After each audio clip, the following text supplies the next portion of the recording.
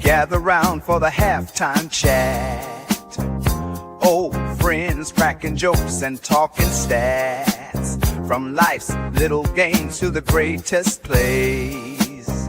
Love and the stories from the old glory days. With Philly's heart and coach's cheer, we break it down every moment, dear. Life is a team and we've got the plan. Sports, love, and laughter, that's who we am.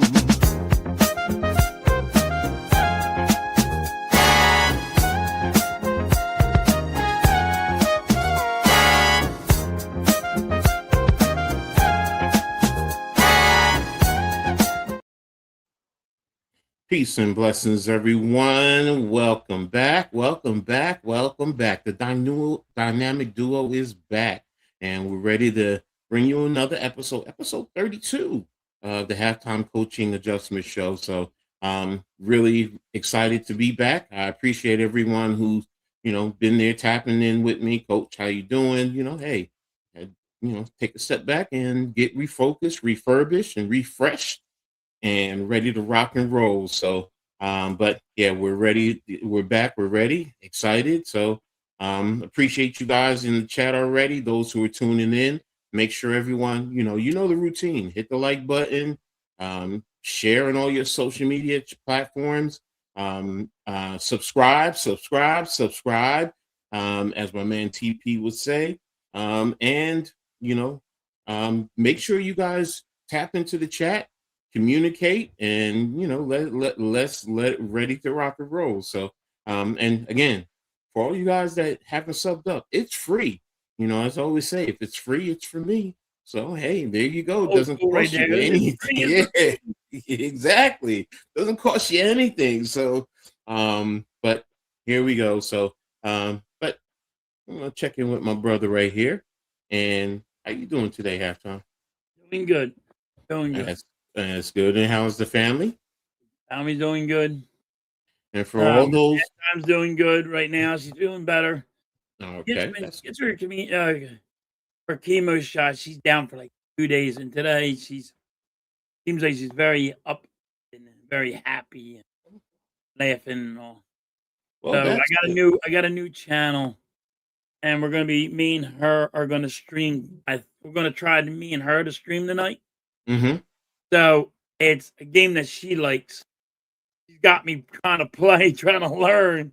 Mm-hmm. And she's just breaking my balls all day long over it. She goes, go do this, do that. Like, why don't I just give you the controller? You play. Exactly. Here you go. Hey, hey, nothing better. Hey, she likes beating you anyway. So yeah, she just like she just abuses me. Yeah, abuses me, darn it. She abuses me. Most women do, especially like they like giving it to their husband that way. So yeah, I get it. So but again, everyone, thanks again for tapping in. Appreciate you guys. Got some good subjects to talk about, but let's tap into the chat. So what's up, Nick? As always, play that theme song. You love that theme song, brother. So and yes, we are back.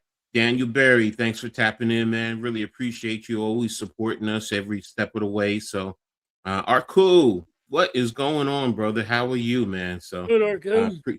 Appreciate you being here. Chad, you know how we do, bro. Yeah, clap, clap, smack, smack. So, there is the maestro. What is up, Mitch Kofsky? So, now I know some of you guys are trying to queue it up, but this is actually through my StreamYard, so I don't have those little elements. So I'm sorry, guys. So what's going on, El Capitan Rafael El Fucho? What's going on, brother? We're gonna have to get you some of those things on your StreamYard. Nah. Come on, like jelly cake and all that. Come on. Come on, we got that's a good one. That Chad would love that one. Jelly cake. Yeah, see, that's what we gotta do. We gotta get you guys. You gotta get your little free catchphrases going on. What's up, Merritt? Thanks for tapping in, man. We appreciate you, man. Good, man. Chad saying what's up to Vic. Leon, no matter your status, the heart today, remember this truth. God love you first. True indeed. His love is unconditional, faithful, and forever, and deeply loved today. Always happy Valentine's Day. Yeah. To those who celebrate, happy Valentine's Day. But I got a little rant in reference to that in a second. Um so peace and blessings always. And Bless. Merrick, thank you. And Philly halftime coach, great afternoon. Same to you, Charles, man. Thank you for tapping Charles in, is in brother. the building. You're the man, Charles. Yes, Appreciate you, sir. dude. Here you go. He said it best. Hit that like button. So there you go. So I said I was going to rant a little bit about Valentine's Day, and I do have it. And don't want to take away from those who do celebrate and enjoy it. You do embrace it, go full out, do you. You know, for me, it's always been an antagonistic type of holiday. And here's why. My birthday is the day before. So yesterday was my birthday. And all my life, I have been teased, abused in terms of Valentine's Day, no matter what. What, you couldn't wait one more day? What? And on top of that, those women that I was dating, sometimes they didn't want to. Oh no, we don't have to do for your birthday because Valentine's is the next day. So, wait a minute, it's my birthday. At least with your birthday, I'm going to celebrate you. At least celebrate my birthday, and Valentine's will do so. No, Valentine's. It's a woman's thing. You're the man. I'm not worrying about your birthday. Oh, okay. Okay. So, just abuse me and totally shred my birthday because that's supposed to be my special day, right? But no, because my birthday is before Valentine's Day. Mm. But all the names, oh, you're the big teddy bear, you're the love bear, all that stuff growing up. Imagine a kid, 13, 14, 15, getting teased because of Valentine's Day. Nah, man. I'm one of those ones who really don't like Valentine's Day. If I'm dating someone, I will do for her. But if you ask me, nah, Valentine's is not for me. Don't get. I'll tell late. Don't give me a card. My birthday is good enough. That's what I get. That's more important to me. Valentine's. Now. There's only one Valentine's gift that I really will never debate or fight down, and you can read between the lines where I'm going with that. Okay. The true real love doctor. Yeah, that part. Okay, yeah. I'll take that. But Listen, everything the else, sexy lingerie, don't get me wrong. yeah, exactly. And putting on the sexy lingerie and having a little you and Mhm, her time. There you go. mhm. Yeah, exactly. There you go. True adult entertainment. So, yeah, I'm fine with that. That part is good. But all that other stuff and Getting buying freaky in the the bedroom. Let's flowers, go. yeah, the flowers, the cakes, and then, you go out to dinner, you have to make special reservations. Sometimes you have to do it weeks, if not months in advance. Oh my gosh, come on. And then my Red dress birthday's cake. before, so, already I'm going to be broke because I'm prepping for Valentine's Day, so I can't even do something special for, no, man. Y'all can have This Valentine's. halftime don't even like it. Yeah, I know She don't you. even like Valentine's Nah, Day. She's like, nah. keep your money.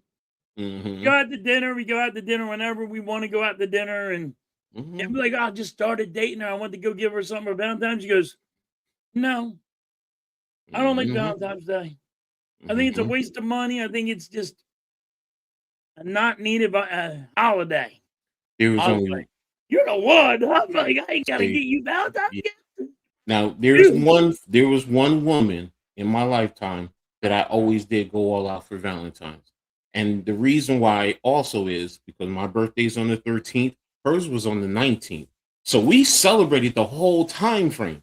That whole week, it was all celebration, everything. So, and that's my first wife, the mother of my children, my first true. Yeah, it was worth it for her. Any other female that I've ever, they would take. I'm not me. Not Coach Ed.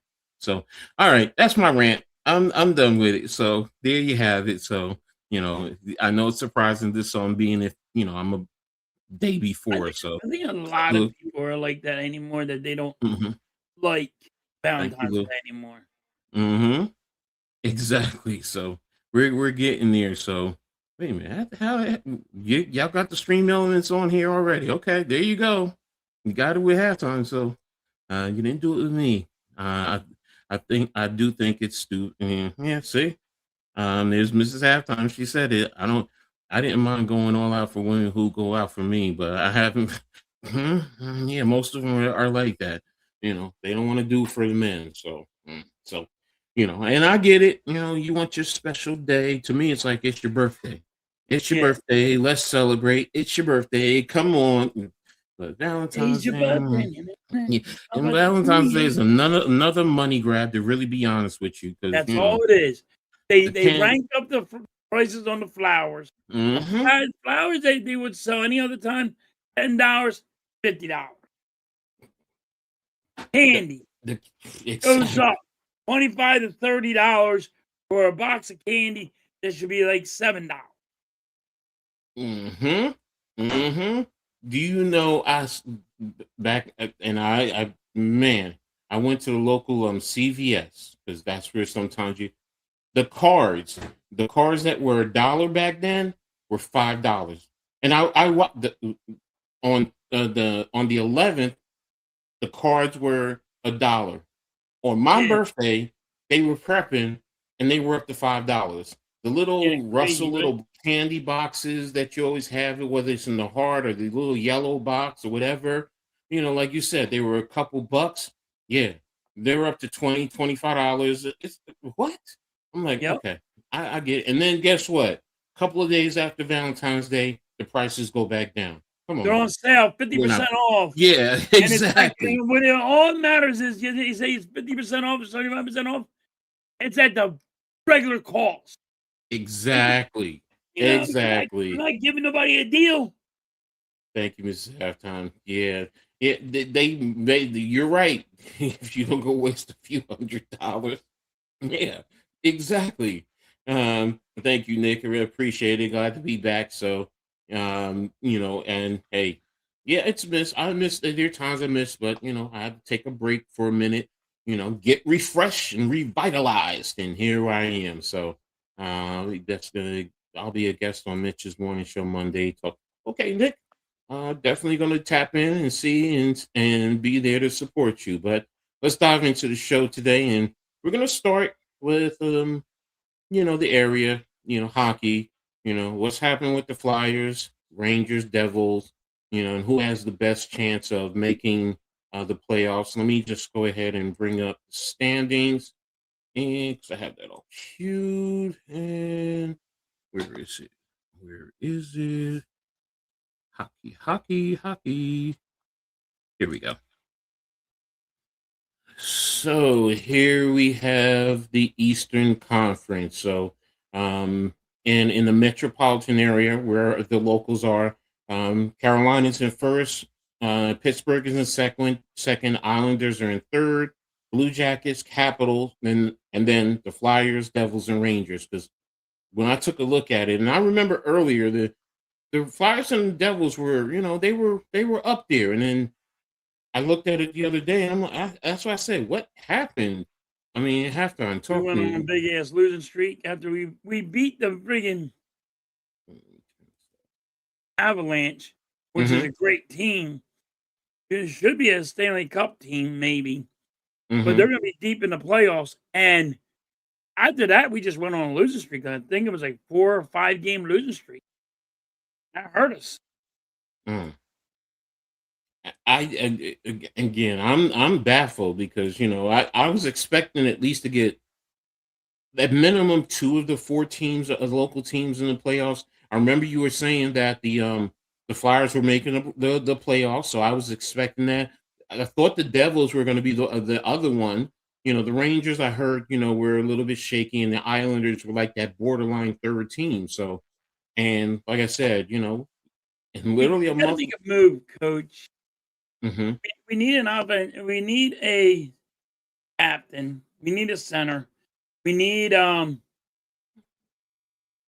captain. We need a friggin' because he shouldn't have the C on his chest. We need a center that can actually win face-offs because we're bad at it.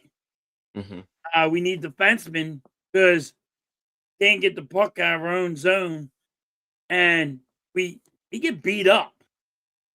Like we used to be the bullies, and we're not the bullies no more. The Flyers ain't the bullies no more Mm. because they were trying to go fast. Mm-hmm. Well, that's not the way the Flyers. You're trying to be fast, but you're also trying to be big. You know what I mean? But the guys that they have big can't hit. You know? Mm-hmm. So Mm-hmm. there's a lot of issues over there. It ain't. I know a lot of people want to just blame Rick Tocchet, but not just him. You got to see what Danny Briere does. You know, making moves, and he has to wake up and make moves. You need a goddamn backup goalie. Mm-hmm. Mm-hmm. Mm-hmm. I mean, there's a lot. There's a lot the Flyers have to do.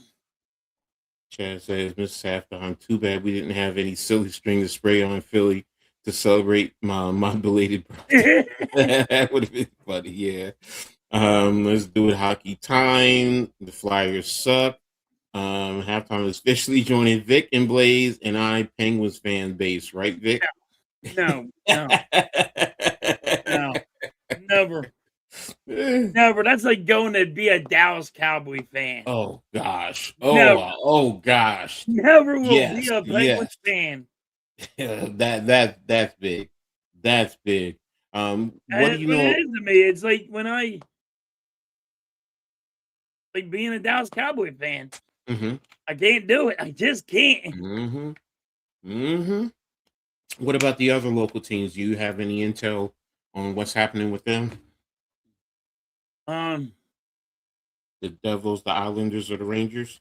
Islanders are good. Islanders are a good team. Flyers still have a chance to make it in there, but it's slim. Mm-hmm. Slim pickings for the Flyers. They got to come up with some W's, not just a point going in overtime. They got to get more. They got to get wins, right? Yeah, from the jump street. They got to get the win instead of going overtime and lose it and saying, "Oh, we're going to point you to death." You got to get some wins with that. Now, Nick says he's also Flyers, but now the Flyers need. I believe the Flyers need the Islanders and the Blue Jackets to actually lose like 2 or 3 games to actually be in the playoffs. Well, it looks like their point total, they're tied with the Blue Jackets. And they need them to lose. Both teams, they need both teams to lose a couple of games, and the Flyers need to outright win. Got you. Yeah, it looks like the Hurricanes are blowing everyone away with 78 points. They're never going to catch them. Yeah, and then they're a good team. You got the Penguins at 70, like I said, and with I'm sorry, I said the Tide. It's the Capital. I do apologize. The Flyers are 4 points behind the Blue Jackets and the Capital. So I see where you're coming from, and 9 behind this year. Nobody really thought they were going to be as good as they are because they went younger, but they're a good team. Now, Nick says that there's also a lack of depth with the Flyers. Yes. Okay. And that's where isn't there a like a trade deadline or something? Has that already happened? Yeah, the trade deadline, I believe, is in March. Okay. I forget. It's somewhere in March. It's coming up. Lou says the Flyers coach was doing fine early in the season, then the losing streak. Now all of a sudden he sucks. I don't even think you can evaluate the coach that fast. It's only between half a season. This is about the players, right? Mitchkov is fucking doing horrible. Coach, you'll understand this. Mitchkov is not in game shape. In any sport, when you hear this player's not in game shape, it's over half the season, and this guy is not in game shape. Why in the hell is this guy's. Why is the coach supposed to? How does the coach put this guy on ice if he's not in game shape? Mhm. You're a coach. How do you do? How do you? You Just don't. You say can't. because You the can't. name on the back is more important than his.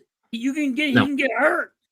Well, it depends on how bad of shape he's in. If he's there's you can play your way into shape, which really means that you're really not that far. You're really not Or that let's say bad, he's overweight and he and is that's not and that's muscle. His muscles are not built up ready. So like when you're on skates, your ankles got to be stronger. Your freaking legs got to be really strong to go through those minutes.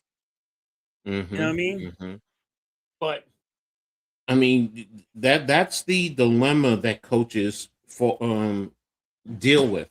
When you have players, especially key players that you were looking to count on in the season, especially when they come in and they're, out of shape, especially in this day and age. Now, when I played, yes, you had your training camp, and those are when you really tried to work your way into shape before the season started. Now, guys are supposed to be training year round. And to your point, yeah, how do you come into camp out of shape? There really shouldn't be, to me, it's more of a mental aspect where you're just not committed.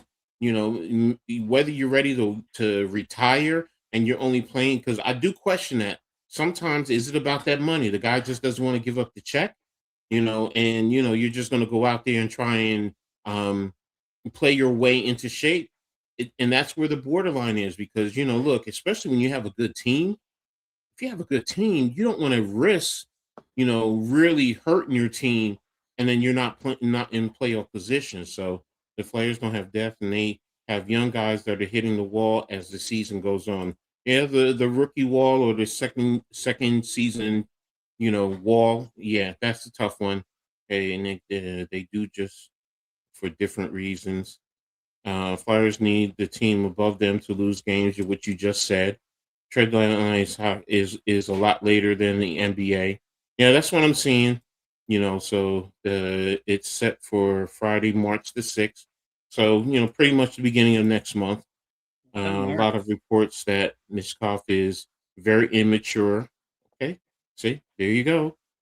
Should have let halftime Google it. why would I Google it when I just said it was in March? Damn it! Yes. What the fuck am He I was touted googling? in Russia as a star. He carries himself like a guy who thinks he is a star already. Arrogance. Also, it's been reported he is lazy and the other players don't like playing with. And see, that's the thing, man. You're messing with the chemistry. All of that comes into play. So now it becomes is it addition by subtraction? Do you get rid of him? Can you get rid of him? Because right now, like I said, it sounds like you said, if he came into camp out of shape, and he's a veteran player, and he's supposed to be a star player, then why are you coming in out of He's shape? still he's only been in the league for I think it's 2 years. Oh, he's a young player. Okay, he's He's a still learning. very young player, but he has the upside of being great. But when you already come out like I'm great and you're supposed to play me Mm, all the time and I'm not going to be in game shape. It's half the season and I'm still not in game shape. How hmm the hell are you? And like you're going to blame this on the coach? No. You're supposed to blame this on the coach that this guy is not in game shape. Well, Don't when he blame the player that's not in game shape. That he's not. If you put him on the ice, or you put him on the field, or you put him on the court, wherever, it's easier for them to get hurt. They're in hmm ACL, anything. he's only 20. Okay. Yeah. All right. He I should. thought he was Well, 21, but still. let me. Are there any true veterans on the team that can grab him by the ear and pull him to the side? So it's a Not this young day and team. age. Not no more. Not this day and So age. So that's a problem right there. And you're going to continue to run into that problem because somebody needs to, or someone in his camp, when he's not, when in the off season, needs to pull him by his ear and sit him down and talk to him. Look, you are a professional athlete. This is how you're supposed to carry yourself during the off season. You should be training. You should Yeah, be prepped. it's not like that anymore, coach. You can't talk to players because they're soft. It No, hurts I their agree feelings. with you. What It I'm hurts saying their in feelings. I mean, that's what it is. Like right now, everybody's putting it on the coach. These players, like you just said, need to have a powwow in the locker room. Doors locked. Coaches ain't allowed in. Nobody's allowed in but some of the players. And they gotta friggin' if they had to fight it out, duke it out, whatever they gotta do, you know what I mean? Mhm. What they gotta do to figure how to get this chemistry going because what is going on is not working. He says, "Do you think Well, I mean, we kind of just alluded to that. No, we don't think he should be traded because he's still young. So, You know, it's like, trade him because he's still young, and the but potential is there. So, you had to figure out how to get through to this young guy. I'm being If honest it's with you. half the season and he's not, and what's it called? Now, if I go what they're all saying how great he's going to be, which I never do it. You're gonna say Mhm. he's gonna be better, he's gonna be as good as Wayne Gretzky.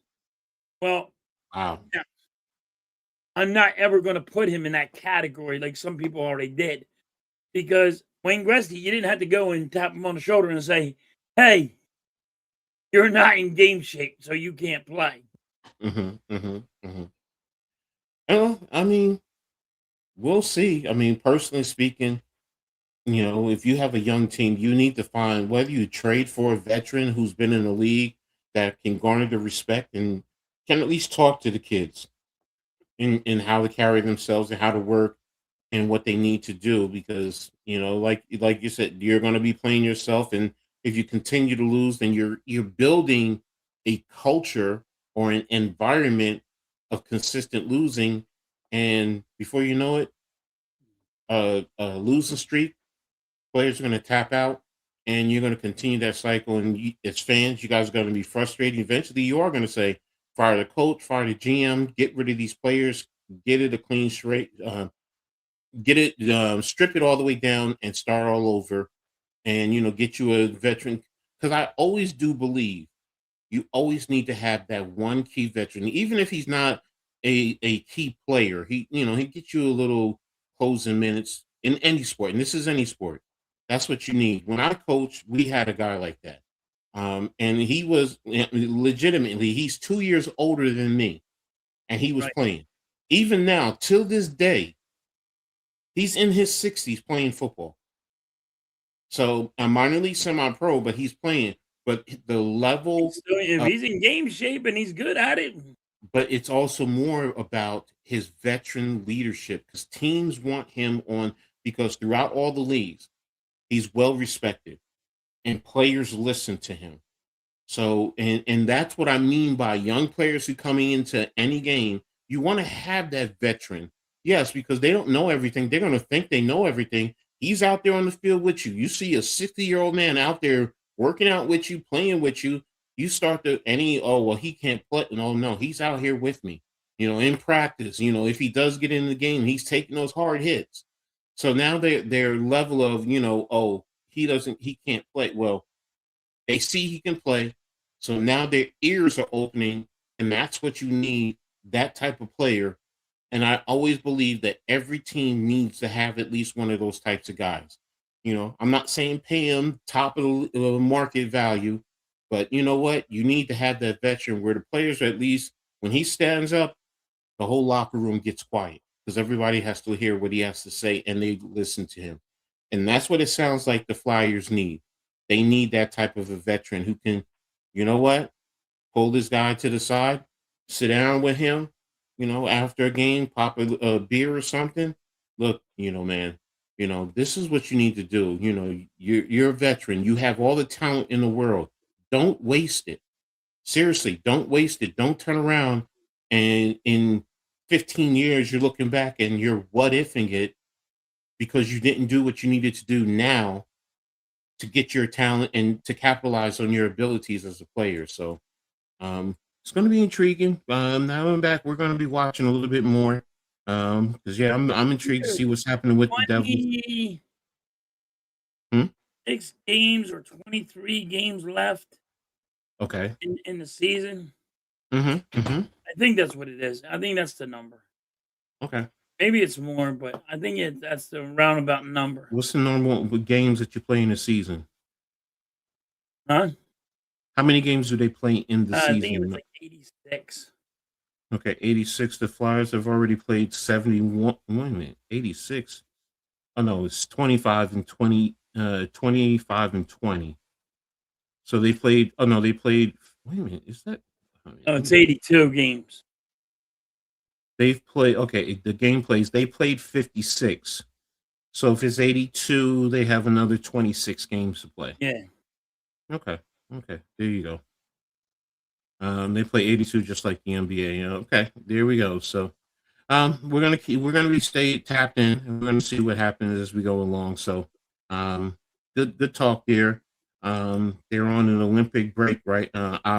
Break now, obviously. Right. Okay. Well, we'll see what happens as we go along. So now we're gonna go ahead and transition over to the baseball, and we're gonna talk about both the Yankees and the Phillies all season. Your head just went. We gotta talk about the Phillies that didn't do a goddamn thing. Oh, bro, I understand. So, let me see. We're gonna pull up. You mean to tell me the Pirates are gonna do more than the Yankees and the fucking Phillies? And here we go with the Phillies. These are their recent notable off-season dealings, where they have free agents as Walker Buehler, as Castellanos, we know is already gone, Max Kepler, and then they acquire Scherzer resigned, CJ Riamalto resigned, Yeah. Keller's you signed to a 2-year deal, Adalis Garcia 1 year, Jonathan Bolin was traded. You got a Kyle Buckus with the trade with the Diamondbacks, Zach Pop and Dylan Moore. Those are the deals that you have in terms of acquisitions and subtractions. Suarez to the Red Sox, Bader to the Giants, Strahan to trade with the Royals, Romano to the Angels, and Robinson retired. So out of these all these player moves, what do you think is who has the biggest impact to the team, whether positively or negatively? Whether it's the free agent. Okay, losing. Mm-hmm. You're losing Ranger Suarez was a big blow. I get a lot of people are like, "Oh, he got injured, and he didn't have the same stuff that everybody's seen him having, Mm-hmm. and that went down." Losing Bader as your center fielder, which he's top notch, and you know you lost him for, Coach. Lost what the Phillies lost him for the same amount of money Mm-hmm. that they went and paid him. He just Mm-hmm. wanted the same amount of money. I think it was only $10 million, and you just let him walk. You could have got him a contract, 4 years, 3 years for $10 million. He would have been okay with it. Like he wants $10 million a year, $10 million a year.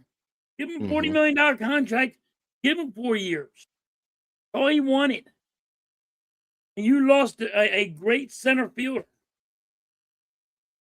Yeah, I think Harris Adair played for the Yankees too. Yeah. So we have lost in this offseason. Kyle Schwarber gets 5 years, right? It's $150 million, which I said we were going to overpay him, Coach, and we overpaid him. Everybody better hope that he hits 60 home runs, 200 RBIs, and it's like he's going to have like he had it last year. That never happens, but you know what happens, Coach? Yeah. 1 year you play for your money, your contract, Mm-hmm. Get your contract, and the next year, your ass. Agreed. It is always like that. You know, when they're playing for that money, you get the best out of them, and you know, just only sometimes the elite understand how to carry that type of mentality. You know, after getting the money, but you know, standard players, yeah, you're right, and I understand where you're coming from with Schwarber. You know, because you did say it. You know, in a 5-year deal, you know, does sound like it is a long deal. You know, because he's how old is he again? He's like early 30s, right? Yeah, early 30s. Yeah, so you know I think he's like, yeah, he's in the early 30s. so you figure if he And 30. people don't like the JT Remuto one. You paid for his defense, not his bat. People are worried about his bat. Mm-hmm. You paid him for his knowledge to know how to handle a pitcher. And you have a guy that is probably still the best pickoff guy in the league, best pickoff catcher in the league. I Mm-hmm. mean, that's why you signed the JT Remuto. That's why you needed to sign him back. He knows how to handle pitcher and Yeah, how to calm them down and put them in their zone. that's always key. You know, you can go out through the course of all baseball. Any elite pitcher always had a very good, if not an elite catcher. You Yes. know, because he helped call the game. He can study the hitter. He knows what the hitter is doing.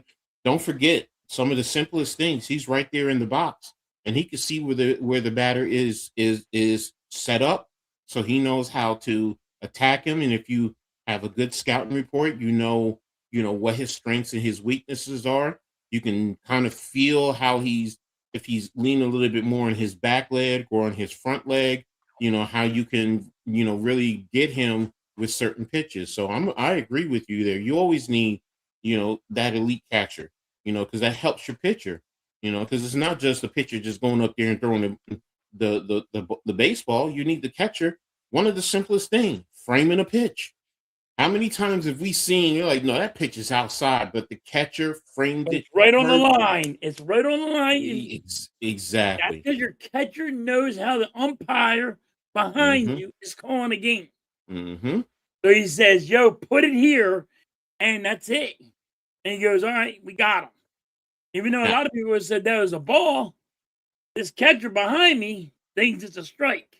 mm-hmm. And I'm using his eye. Well, see, And I'm moving the things around for this catcher. I mean, for the umpire, too. and, and It's common how people are like, well, the catcher is not hitting. A lot of catchers don't hit.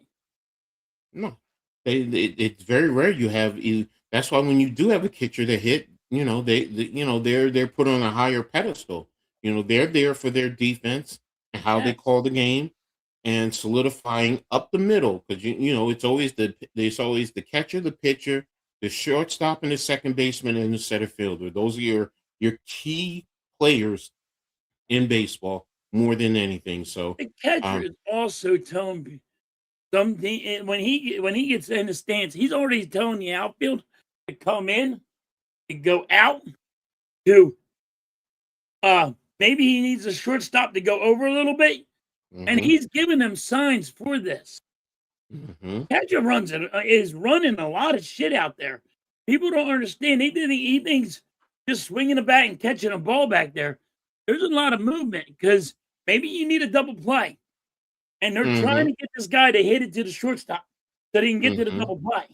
mhm, mhm, Catchers mhm. do a lot more than people think, Yes, and they do. JT's good at it.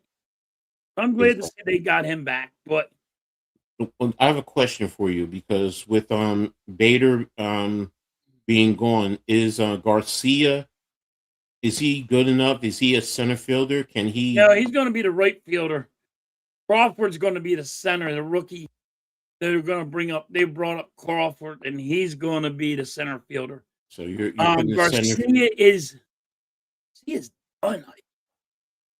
I hate to say this. He's injury prone. Um, they're hoping his back, because our stadium is smaller, can Mm-hmm. actually, he can get the ball out of the ballpark. Mm-hmm. Because our stadiums, I think, is the smallest, and so hopefully he can get the ball at a ballpark. But he's Mm-hmm. always hurt. He's injury prone.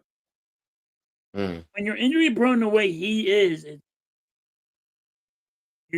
that's why you only paid him $10 million for 1 year okay. to see what he See has left in the if tank. you're taking a flyer on him. I got you.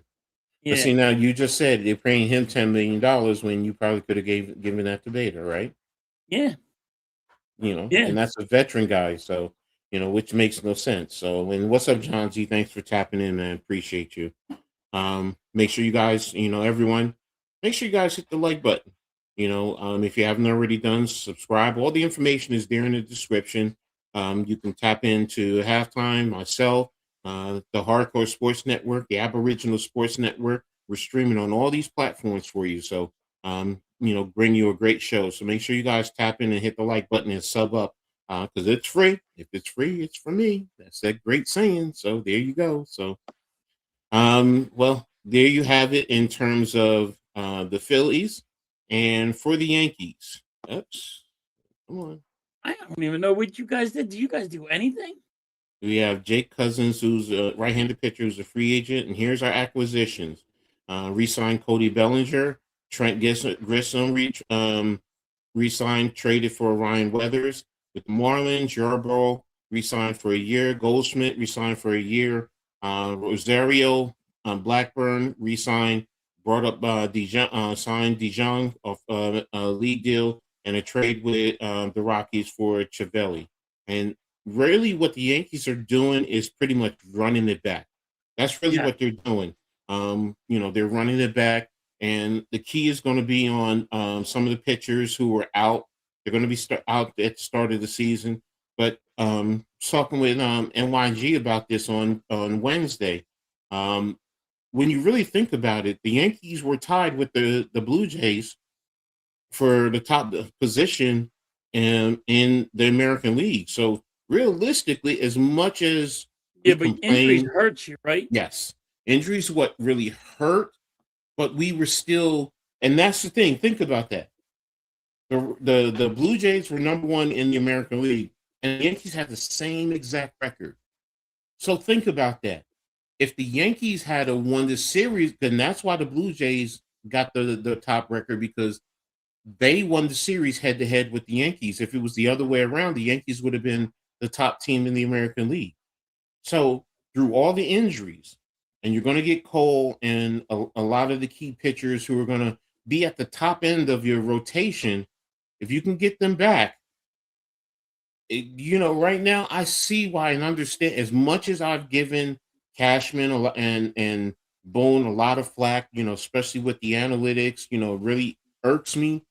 But when you sit down and I take my emotion out of it and I look at the facts, they're a good baseball team.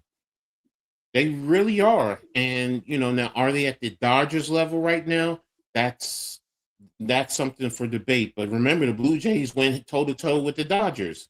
So Right. if the Yankees can get there, especially their pitching, if they can solidify their pitching, and you don't have those injuries that are devastating. If you have a little nick here or there, maybe you sit a guy for a game or two just to give him a break because it is a long season. You could be right back there competing for the American League, East. Now, the East is going to be tough because the Blue Jays are going to be tough. The Red Sox have stepped up their game. The Orioles have stepped up their game.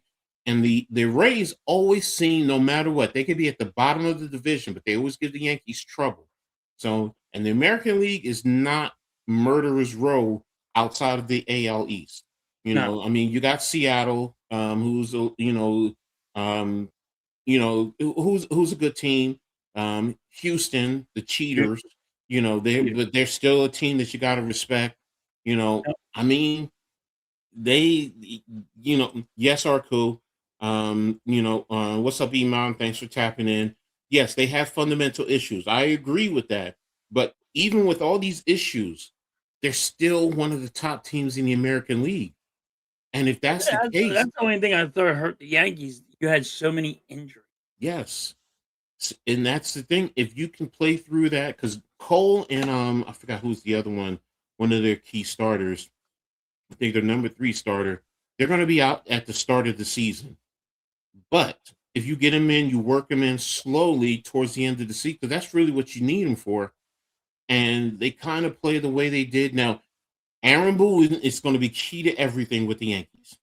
And if you can get Stanton to give you a little bit of what he gave you last year, I mean, they have a good squad. They really do. Now as a Yankee fan, my expectation is championship or bust. I mean, thank you, George Steinbrenner. That's what you groomed us for as fans. 27 championships through the course of the Major League history. No one else is close. So yes, our expectations, are a little bit out there as Yankees fans, but as a fan, that's what you want. You want your team competing for championships. And they have a squad that can, as long as and the biggest thing is Judge. To me, Judge has Always. to, yes. But you built a team around him, didn't you? For the most part, yes. For the most part, the team really is built around him and Garrett Cole. So I mean, the pitching is always going to be key with the Yankees. They're starting and their bullpen. Who's going to be the closer? We don't have a Mariano Rivera. I'm sorry. I trade bullpens with you. Our bullpen is not as elite, is not as good as you think, man. It really isn't. Coach, I bet yours is better than mine. Okay, I'm not going to get into that, but Look, hold on. At least we got Painter. I've been dying for this kid, but now I'm concerned because he just had Tommy John surgery. And last Iron Pig game he played, he didn't play all that good. Okay, and see, that's the thing. So, the thing with the Yankees, the home runs, they key on the home runs. They want to hold home runs. But Bellinger is key. He's important to what they're trying to do. He helps with Aaron Judge and even Stanton. Like I said, the thing with Stanton now, Stanton can at least knock out and give you 30 to 40 home runs. Then that lineup becomes a little bit different. Bellinger, if he gives you 20-ish, I mean, you still have Jazz who can give you 15 to 20. So there is a lineup there that is like, okay. Goldschmidt coming back too. That's the one thing the Yankees don't do. They don't put the ball in play per se. Yeah. Pardon me. Sorry. As halftime always talks about, they don't do the small ball. Phillies don't play. Yeah, the Phillies don't have that. Arco was saying, put the ball in play. They don't have that hitter that can be. They can't just put the ball wherever they want. They don't have that guy. No, they don't have them guys. Those errors are far and few. Tampa Bay. That's that one. You went back in the day with that one. Yeah. Yeah. I like it. I like it because that's how it's a placement hitter. And that's the problem with the a placement hitter, and that you could put it in left field, where you're on the baseline, right on the foul line, and it's going to be good. And it's going to hit the wall, and you put anybody there. These guys are just swinging for the fence. That's why we miss Derek Jeter, man. Derek Jeter was and he was a master at hitting away. He would hit the ball to left field. He would definitely hit the ball to left field, and just like you said, down the line, which sets it up that sometimes he can push the two, and I got a guy on first and I got a guy on second. Yeah. I need that. Yes. If you want to give me a home run, I'll take the home run. Of course. But guess what? I want the placement hit right there so I can get two guys in. But here's the other thing, though. That placement hit in a situation like that can also put that hitter on second and maybe even third base. Now the pitcher still has to worry about another run coming in. Right. And then, you have the batter. Because now you're getting in the pitcher's head. Exactly. And they're going to make a mistake. And you know what? Even somebody who's not a home run. Exactly. He's someone who's not a true home run hitter gets a nice meatball, and there you go. Now you know what? Instead of 3 runs, you got 4 runs. That's why sometimes putting the ball in play is so important. And Yes, and and and you want to get in the pitcher's head. Like there's exactly. that's how if you're a batter, that's how you get in the pitcher's head. Anything You you throw at me, I can hit, It's but also the defense. Don't forget, because I sometimes can put it anywhere I want. if you're moving the runners, and what's going to happen, the shortstop or the second baseman, they're going to be moving, and next thing you know, you put the ball right past them.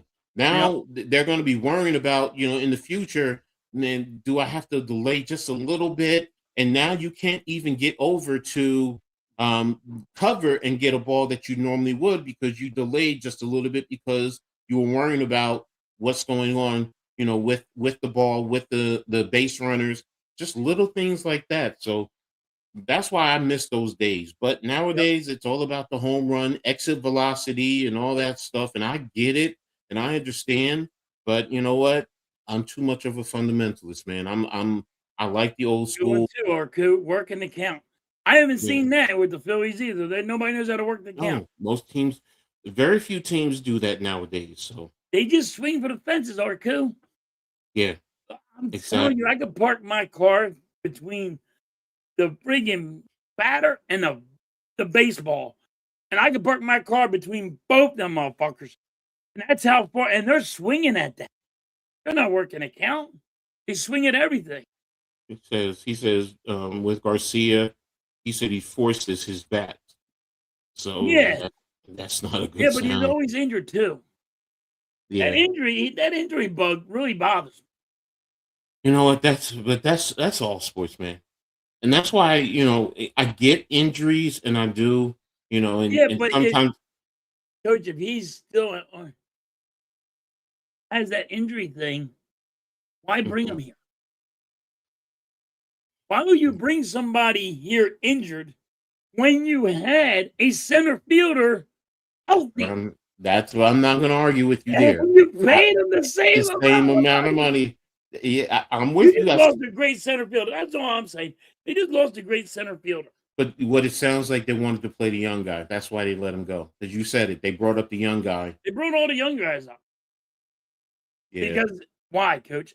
Keeper. They're the favorites, Chauncey, to win it all. I have to be honest, but we're going to see. And I will say this with the Yankees, it's going to be about their pitching, because if they can get their starting pitching down packed, and their starting pitcher can get through to 6 innings, where you're not heavily reliant on your bullpen, it really helps, especially with a Garrett Cole. We know what Garrett Cole is. He's an elite pitcher. He is. So, and we're going to see what happens. And let's be real. The other elephant in the room. What are the Pirates going to do with what's his name? I know he's a young pitcher, but if they're continuing and he says he wants out, what are you going to do? Well, Because they're that putting might people around them now. So, I mean, they actually made moves and they're going to pay him. okay. They got to Okay. pay. They can't It's let him it's walk. not about the matter of the pitch paying him. I'm saying if he feels that they're really not trying to win. They will overpay. They got to overpay him. They can't Okay. let him walk. Well, Vic will go nuts. didn't they do that with Garrett Cole when they let him go to the Astros? I'm Yeah. saying, I'm just saying. Look, if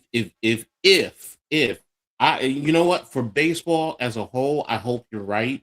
Because yeah, the big league teams, the Red Sox, the Phillies, the Yankees, the Mets, the Dodgers, even a little bit of the Angels when they were winning, the big market teams. Yeah, it sucks when it's always those teams getting the money players. You do want the other teams to have those players, so you can have a little bit more parity across the full spectrum. But the other thing is the rules of the game. Right now, do I think the Dodgers can win it all again? Yes, I do. But again, it's going to come down to the Blue Jays, the Yankees, the Red Sox, what each of those teams do come the playoff time, and how their lineups go through the whole season. And this is the first time in a long time. I'm going to be honest. I have been excited about seeing baseball and sitting down and watching a baseball game. And I'm going to be watching a few more games as I go along because I want to get back into it like I was when I was a kid. Because when I was a kid, I mean, Dave Winfield, Reggie Jackson, Jesse Barfield. I mean, these are old school. A lot of you may not know who I'm talking about, but I loved it. This is even before Derek Jeter and the crew. You know, Don Mattingly is my all-time favorite Yankee, and I hated that he did not get a World Series ring. Well, he was one of my favorite players, and I hated the Yankees because of him. So he's one of the reasons I hate the Yankees. So yeah. But I got the Dodgers winning it all again. Yeah. They're spending the money. They're doing what they're supposed to be doing. People get mad at them or jealous at them or whatever it is with them. If it was your team doing what the Dodgers are doing, you guys be like, hey, we're paying it. We're spending the money. We don't worry about the luxury tax. We worry about championship. I will say this, though, in fairness to in the National League, because you said it earlier with the Mets. The Mets also may be key in the National League. No, they're going to be really, really good. And they also may be able to play with the Dodgers. So if they do, and I'm intrigued. Stay healthy. Yeah, if they can stay healthy. And if Soto definitely doesn't start slow like he did last year. Yes. You know, so, he definitely, if he steps up, then, it's going to be, and like I said, that's why I'm excited. I'm enthused with baseball right now. So, and I haven't been in a long time. I'm excited, but I'm watching with baseball right now. I'm watching where, they're going to go on strike. You're watching the strike come quick because now they want to have a salary cap. You never had a salary cap. Are you telling the guy that you just paid $800 million to that you got to take a pay cut? Like, what is the salary cap going to be? And they can't do it in baseball because now you said all this time, salary cap, what you call it? Mike Smith and all, Pete Rose and everybody, all them guys back in the day got this price up here. And now here it is. Now you're saying, hey, now we want to save money. And that's crazy to me. I'd love to really see these teams book because don't forget these, as Lou was saying, the cheap teams, the other cheap teams, they're making money hand over foot even if they're losing because of revenue sharing. Because the penalties they get to share in that, where the Dodgers, the Yankees, the Phillies, the Mets. They're the ones paying that tax. And that's where you're getting that money. They're making so much money that, they can afford to do that. Now, if you put in a true salary cap, they're not going to be making that money. And guess what's going to happen? That revenue sharing is going to cease.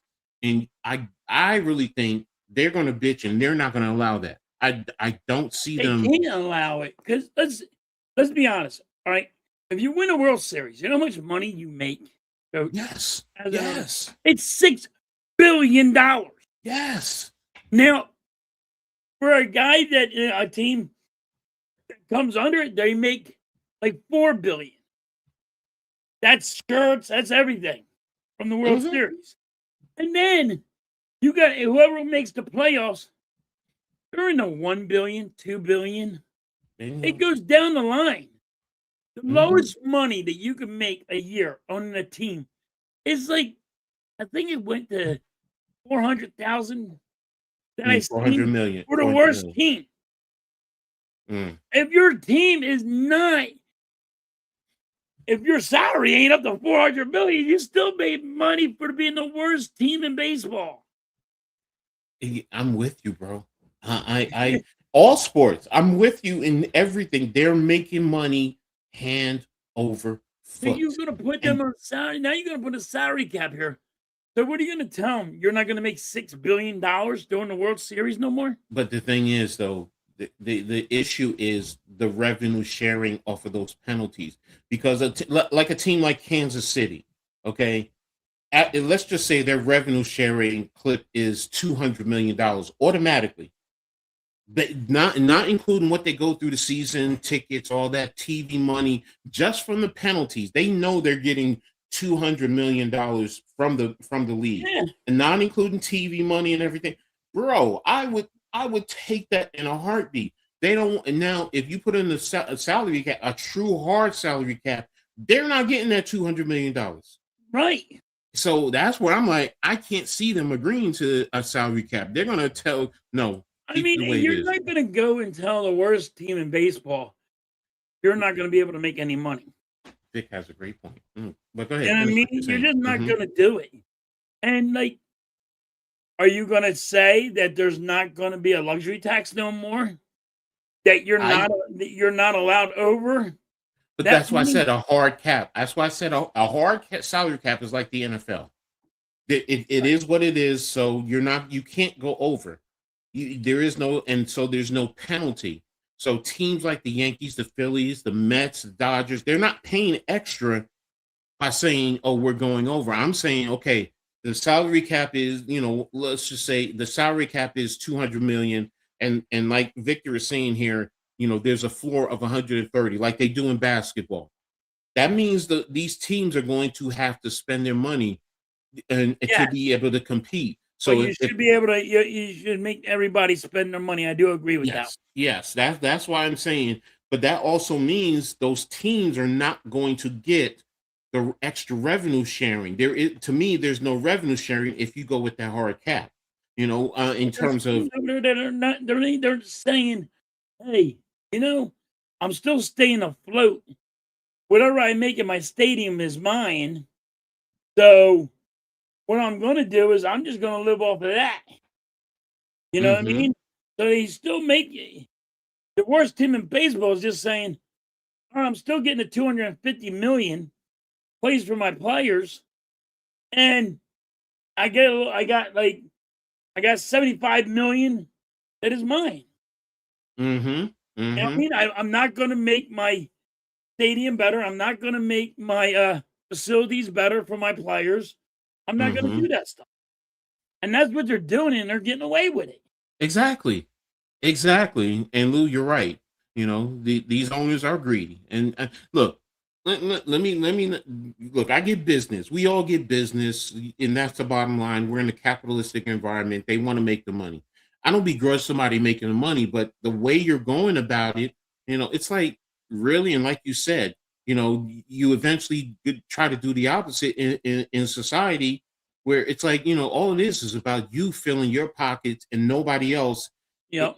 It's like, do you not realize it's going to implode, and then eventually everyone is going to be hurting, even you as an owner? Because if nobody is spending, because all of a sudden, if fans as a whole stop spending money, stop watching the games, there's no TV money, there's no ticket sales, there's no concession stand, no parking, all of that. If that all dwindles away, then what you doing? Then what are you doing? Having taxpayers pay for their stadium, and that's the other thing. Not having the states pay for the stadiums. Yeah, that's true. But it's see, now the owner should pay for the stadium, because you know what? Yes. You're the one that wants the stadium. Yeah. Why does it got to go to the taxpayer?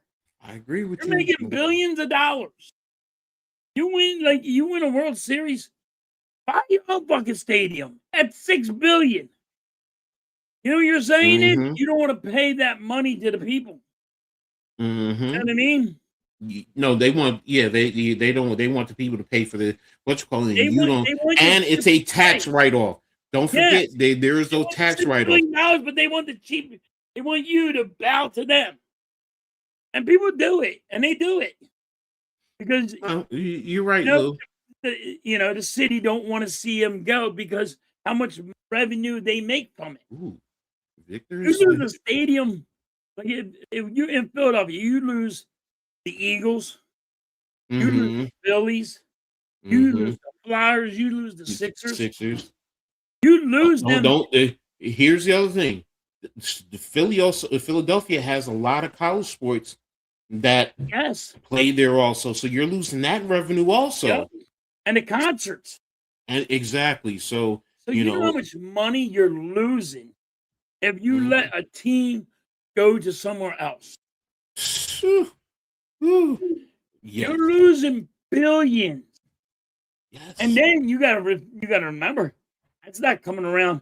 You can't just go put any fucking team up there, and you think you gotta rework it and try to get the fan base back there. So they gotta overpay. They gotta go pay for the freaking, the stadiums and all. Right, Lou. It is a lot of stuff is a scam. I don't begrudge an honest bit. No, exactly. I don't begrudge honest bit. It's the ones that, like you said, are scamming and they're excessively greedy and they want control and the power. And I'm like, well, because I've even said it to some of the other teams I support. The only way you really get to these owners is if you stop supporting the team, and collectively, not just a few of us. If collectively you stop, it's just like a strike. If the fans were to strike, yep. Do you know how panicky these owners would be? And don't forget the corporations that are in partnership with them, because now they're also not going to, because they're investing in these teams. So that's where it's like, the people really have to understand how much power you really have, but we just are so consumed with, we want our entertainment, because if we are not having our sports entertainment, then our life is, whatever, as opposed to, what, sometimes sit down and find something else, spend time with your family, go out in the park. It'll never happen. I mean, no, we know that. I mean, the sports are so big, it'll never happen where the fans say, we're going on strike. That'll never happen in a million years. You know why? And this is ready for this. It takes you away from all your problems. Yeah, true. It takes fans away from politics. Why? There's a lot of fans don't like politics. It takes it away from that freaking stupid shit. It takes things away from their problems. If you're having problems at work or wherever, that's why. I mean, I know how they put politics back in the freaking sports, and I hate that. But you're right. And now you're really even, that's why my fandom is so different, because my dumb ass, I'll go on, turn on, look at the playbooks, look at film, watch. I get so much enjoyment out of something as simple as that, where the average fan is bored with it, where, I underneath my computer desk right now, I got stacks of playbooks right now where I can just pick up and I can sit down, notes, and so I get it. But the average fan, yes, you're stressed out. You want to watch the game so you can sit back and relax and root for your team. So right, they're just trying to hide from the problem. Lou, and you said that this is a great philosophy, and you're right. The rich ruin society because they think they're separate from all of us. When society fails, it fails for everyone. They think their shit don't stink. It's all right. Exactly. But when it fails for everyone, then they're going to be panicking. So leagues are the same. No competition eventually kills. Yeah. It's I never looked at it that way. It's a Ponzi scheme. We play for the stadium and they get all the profits, just a way to get our money into the hands of the. I never looked at it as a Ponzi scheme. That's a good one. I like that one. You want to leave Philly? Go ahead. You are leaving the most profitable sports. Hey. Now, I think New York is the most profitable. Stop it. No. No, seriously. Think about it, though. New York, you have 2 football teams. You have 2 basketball teams. You have 2 professional baseball teams. You have 3 hockey teams. That's where you're wrong at. How? Because your New York football team's in Jersey. But it's still part. Well, wait a minute. South Jersey is technically part of Philly, just like North Jersey is part of New York. Stop! No, don't play double standard. Bringing those taxes come here, baby. Don't give me that double standard, man. You're not allowed to have it. Jersey is North Jersey, and that's part of New York. South Jersey is part of Philly. So it's the same way, bro. It's the same thing. So the most profitable is New York. Most of the businesses are here. The money businesses are here. So if you link up and going to Wall Street and you as a professional sports team, come on, man. I'm sorry. Right, they're gonna start fucking putting more football teams out here. Just watch. I can't see it right now because a lot of the where are you going to put it? I can see it. You know what I can see, Coach? Like another team in Pittsburgh, and having two teams in those states. Why? More money. More money for the Pennsylvania already has two teams: the Eagles and the Steelers. Yeah, but if they put another one deeper in Pittsburgh. Weird. That's gonna where at Lion Beaver Stadium. Yeah. I mean, because it does hold 100,000. So yeah, like now you're gonna be you're gonna take away. Somewhere that far away. But you're gonna take away from each of your fan bases, the Eagles. I know. And the Steelers. That's what I think is coming. I can't see Pennsylvania. In my opinion, I think Roger Goodell and NFL want to spread this and make it so big. But you're right. Now, if you tell me St. Louis, I agree with you there. Because St. Louis, remember, they had the Rams. They used to have the Cardinals. They got rid of the Rams, and then you had Oakland. St. Louis, Oakland. Well, Oakland is losing all their sports teams because they're other than the Warriors, because for some reason that area is just not profitable for some reason. I don't understand. It's profitable. You know what ain't profitable? They don't know how to manage their money. They're freaking goddamn, their mayor don't know how to manage the money. He's trying to pocket it all and put it in his own damn pocket. Yeah, Davis, yeah. Yeah. I mean, we all do in some ways. So I know New York boys over there in terms of yeah, exactly.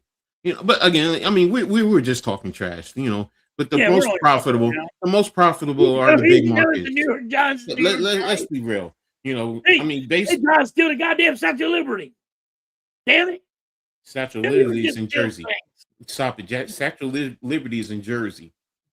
Yeah, but they always said it was in New York. I'm like, no, it's not. It's in New Jersey. It's been proven. It's in New Jersey. Yes, but the problem is back in the day, what they say? It was New York. I know it's New York, but that's the ideal that North Jersey is part of New York. Why do you think it's called the Tri-State?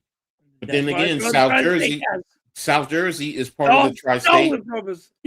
Damn it! You stole the Statue of Liberty. Look, I'm Jersey. Stop it! Don't forget, I'm Jersey.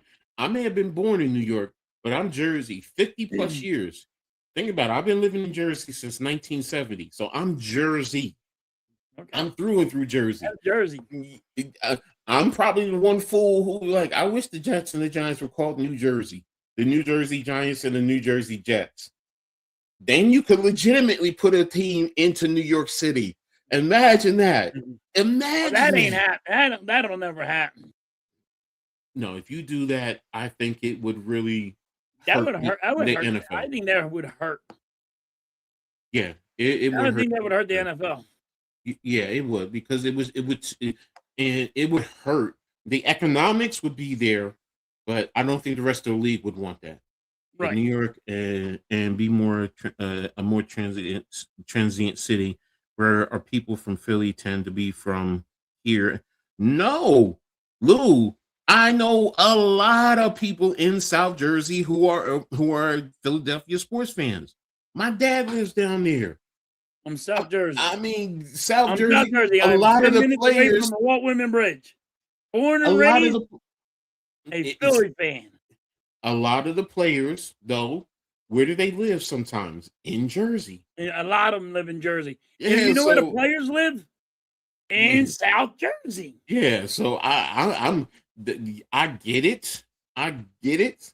I mean, my ex-wife lives down there, so I learned a lot about it. So it's just like, even the football players, basketball players, most of them live in South Jersey.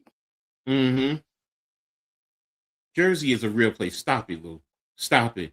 It's the most heavily dense state in the country. Think about that. Now, the benefit is we have multiple professional sports teams that we can root for. But, I mean, you remember the Nets were technically in New Jersey for the longest while until they moved to Brooklyn. And they only moved to Brooklyn because of economics. That's it. Otherwise, they'd still be playing in the Meadowlands. Yep. So, Jersey is a real place. Now, if you want to say Philly and New York is not a real place, okay, fine, whatever. You could say that. Jersey is real, man. And I'm proud of it. I'm proud to be from Jersey and be a Jersey. So when you meet a freaking Jersey person and you meet somebody else, they're like, you ate right. You just ate right. Where are you from? I was in Florida, and I was I was fishing with my brother, and we about to work on the beach. Lived in Florida. Said, yo, what you all about to do? We're going to go on the beach and go fishing. He turned on his fucking high beams. Fucking like 900 fucking alligators there. He goes, really? You gotta walk down them steps and go play with them guys? I'm like, guess we can't go fishing here. They're like, where are you from? Jersey? Like, never mind, dude. He goes, yeah. Go back where you came from. What the hell is wrong with you? Exactly. So it didn't want to come to Camden except for the practice facility. Yeah, the biggest sports market are Philly, New York, Boston, Chicago. Yeah, exactly. And I mean, to be honest with you, they really can support multiple teams in each of them. I mean, in each sport. Let's be real. But the rest of the country would suffer. That's really what it boils down to. You know why some of these teams hurt though? Is because of the news. Yes. There's not enough news media. There's not enough news media for the Atlanta Falcons, for the Panthers, in them areas. Right? Atlanta is one that does well, to be honest with you, because it is while it's not at the level of New York and Philly and Boston, it is a metropolis. My family is down here, so but it should be bigger than it is. What I mean, like if the news media was bigger in sports all the way around, like New Jersey, New York, and that's what hurts some of these teams. True. Look, I'm going to tell you something. Okay, places like Alabama, Nebraska, Iowa will not, in my opinion, this is my opinion. I don't have any facts. It's just my opinion and feeling. This is why college does well there.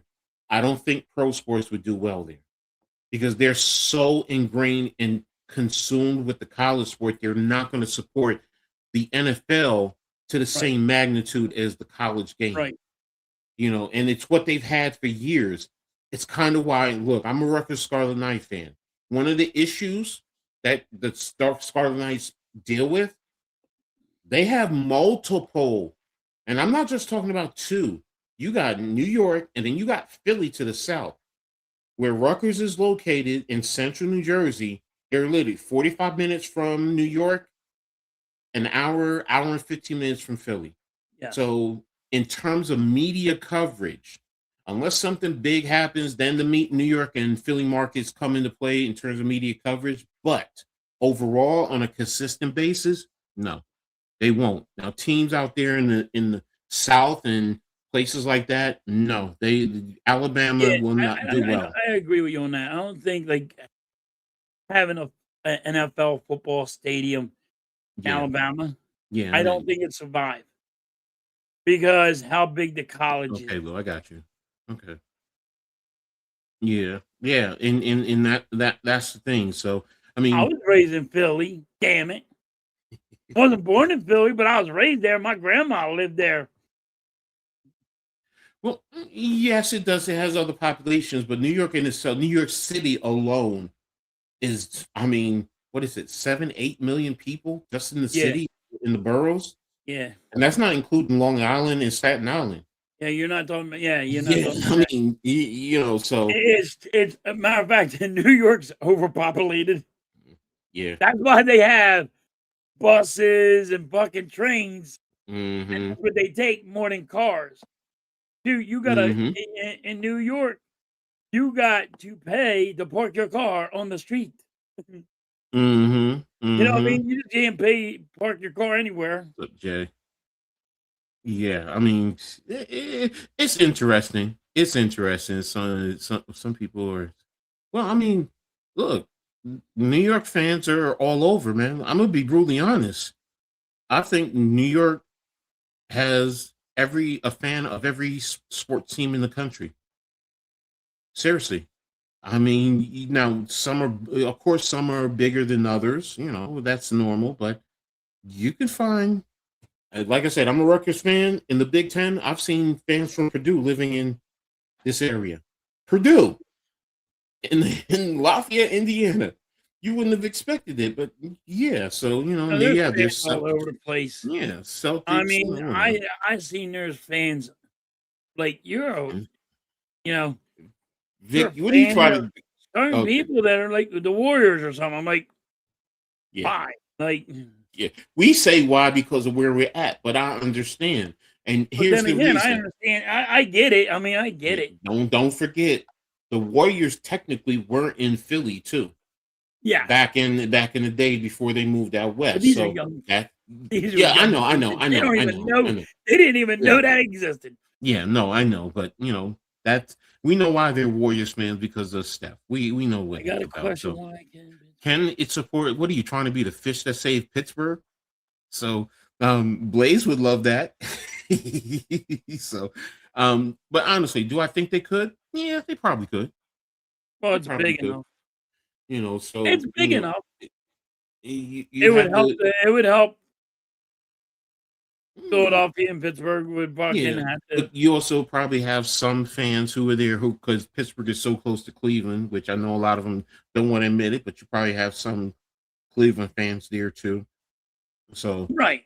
So when you go into deep into Pittsburgh, probably the Cavalier fan, right? yeah, the most. I mean, most true Pittsburgh fans don't want to mess with Cleveland, but you'll have a few in there. That's why you have more Pittsburgh fans who are Sixers fans because they'll say it represents Pennsylvania and it's part of the state. That's Ohio, and they don't like the Browns anyway. So you just throw it over to the Cavaliers also. So um, I don't know, Lou. I really don't know why they never really had an NBA team. So who said earlier they had a basketball team, but who was it? Oh, it was you. I didn't know they had an NBA team. So I'd have to do my research. I think those folks going to see the college teams as part of their community. Yeah, exactly, exactly. So what's up, Ron? Thanks for tapping in. Make sure you hit the like button, brother. We appreciate you. I mean, no, Lou, I don't take it negatively, bro. You're good. That's why I love this conversation. I love the debate. Yeah, Keep, we're keep we're it just going. You're talking sports. good. That's what we love about. You guys are part of this show too. So throw it out there. So You guys make the channel happen. I love all of exactly. So Rick says we hate Cleveland. it. So there you go. Coach isn't halftime to go. I know I that's wish I was. that's I your ain't the goat. goat though. So hey, I do love the goat, put some little curry on it and get some potatoes and some rice. Yeah, So, but yeah, good tasting. but yeah, Good especially when you taste. cook it right. Yeah, some good curry goat. Rastaman, you're taking me there. No, Yeah. let me stop. Let me stop. So let's get to the question of the day. So, so go ahead. The question of the day is: do you have any guilty pleasures? If so, what are they? So, Let me again. go first. Well, of course, we all, people have their vices, guilty pleasures. That's really what I'm talking about. And it could be anything. I know, look, one of my guilty pleasures is I love to eat. I love to cook and eat. I don't say I'm the sexiest fat man in the world for a reason. I mean, look, I mean, I know right now I got to lose some of this right here, but I love my big belly. It's not just the beer belly. There's a lot of food in here, so that's one of mine. There is some adult entertainment that I enjoy. Hey, I can, and I've been doing that. Going back to when I was a little teenager, and used to hide stuff under my bed. So, but yeah, again, seriously, the main point is, what are they? Because sometimes guilty pleasures, I know they're not always right to some people. They feel that it's not right. And just to read the definition, just so you get a general idea, a guilty pleasure is something such as an activity or a piece of media that one enjoys despite understanding that it is not generally held in high regard or is seen as unusual. So, example, a person may secretly enjoy a film while acknowledging that the film is poorly made or generally regarded unfavorably. So again, there's many different ways we can go with this. So, but I gave you a couple of mine, my guilty pleasures. Dude, Yeah, when I engage with ladies and I talk with ladies and I gain a little interest, there's certain physical features I'm checking out. Yeah, I am. It gives me a little guilty pleasure. But I put myself out there. Okay, what's some of yours? Okay, so there you go. So let's see. I should be I should be real. I just hate Ohio. Okay, there you go. I got you. Guilty pleasure is definitely going to be Makito to eat sushi. no, no, I definitely ain't eating no goddamn sushi. They gotta cook that shit. That was raw. Well, there's the California. See, and my granddaughter has me eating that. That's fine. So, but again, getting back to the question of the day, All right, question of the Denmark day. is down. Okay, they're down 2-1 to Denmark. Okay, we're now Oh, you're into about to the question of the day. What's up, Leave? Thanks for tapping in, bro. Appreciate you. He's like, whoa, what? But yeah, what's All right, guilty guilty pleasures? pleasure of the day. Well, I'm Mhm. fat. I like to eat.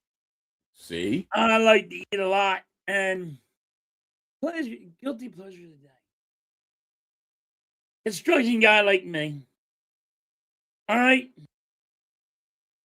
you get in those bad moods. mm-hmm. But when your woman sends you a titty pic, that's my guilty pleasure. Makes you happy, makes you smile. There This you is why go. you can't put on this on me, coach. I didn't put it on you. I You put it did. on me. No, I Like, didn't. this is where it goes in my head. It goes like my guilty pleasures, and then you got people like want to Look, check out your phone. You can't check my phone out. exactly. You There's gotta this stay stuff away in from my phone. look, this stuff. If you went into my You phone, don't yeah, want you're to right. be on I'm my with phone. you, I put bro. my phone. You'll be like, oh my god, this guy is wrong. And you a typical guy. You just like me, bro. I got But stuff it on there puts a too. smile when your woman takes the time of day and you've been working hard and breaking your ass, Mm-hmm. and it Mm-hmm. happens, puts a smile on your face, dude. It does. It's like, Exactly. wow, Bro. she thought about me. God, Exactly. she knows what I'll think of. Exactly. It ain't like, hey, What's up, I'm gonna Philly? cook you this. Mm-hmm. Half times those Wawa pizza. See, I again. ain't gonna like no Wawa pizza. How's that? Ooh, Lou, that's a Oh, good chili one. cheese dogs are Chili good cheese. though. Ooh, I love yeah. good chili cheese dogs. At least like what? What a good. Exactly. Titty pic will There make you a go, grown Lou. man. Listen, a good titty pic will make a grown man love everything, and they'll be in the Well, greatest mood ever. look, you like that. I'm like Sir Mix-a-Lot. Baby got back. All right, Well, so you see it, and you got back too. You so back. But I'm thinking of me. You got you see you see a little bit of back or titty pic. makes a grown That's the man difference. smile. Yes, it does. Yes, it does. And Darth, that's a different one. I get it too, because I do love Prince. I do love Prince, and that is a guilty pleasure, and you play it over and over again. So you missed all of it. So there you go. Hey Vic, we all do, bro. We love to eat, We man. all eat too much. Dude, you go to your doctor. What does he always tell you? You're gotta lose weight. overweight. You're like, dude, Yep. I'm not overweight. Oh, damn, you're overweight. Look. Last night, my daughters came over to cook me dinner for my birthday, and they went into the refrigerator and they're like, "Damn, Dad, there's no room in your freezer." I said, "What did you expect?" I'm like, and they're like, "But you're by yourself." And I'm like, I said, "Your dad love to eat. Look how big he is." Dad, that's not healthy. I've been like this all my life. I've been big since I was 4 years old. You think I'm gonna stop? And I'm 59 now, so 55 years. I'm Kamala, the Ugandan giant, ain't got a stomach like me. So there you go. So, Jay has a good one. Video games. So I mean, yeah, that's a good one. Hey, look. So there's a lot of y'all that are guilty there. That's a guilty pleasure. Yes. I'll play that video games. Hey, look, I said it earlier too. Sitting down and breaking down football plays. I had a friend who didn't go anywhere, and she said to me, "There's more to life than football, Ed." And first of all, the look I gave her said, "Child, if you don't get away from me with that stupid statement, But I get what she's saying. But yeah, with me, football, that is a guilty pleasure. Hours upon hours watching film. I'm doing it now. College film, the NFL film, looking at plays. Man, if y'all go to my, you didn't even ask Miss Halftime. What do I love more, sports or her? I'm not answering that.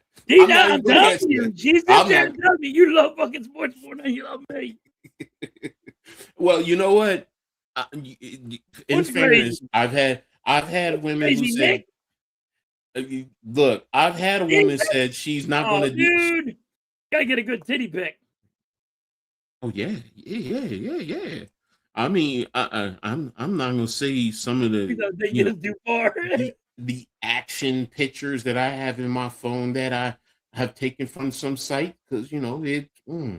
But getting back to what I was saying, I had a woman who said to me she can't date me because my wife is football and she's not competing with my wife. Okay. But yeah. Look what Miss Halftime put. Halftime, you couldn't just make something. Wait a minute, where is it?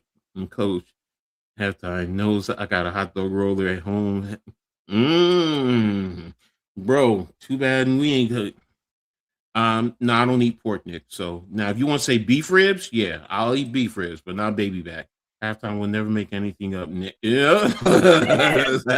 So I'm telling you, it make a grown man smile. Halftime is going to put Mrs. Halftime is going to put you in a timeout chair. Okay. And a big number. Thank you, Leaf. There you go.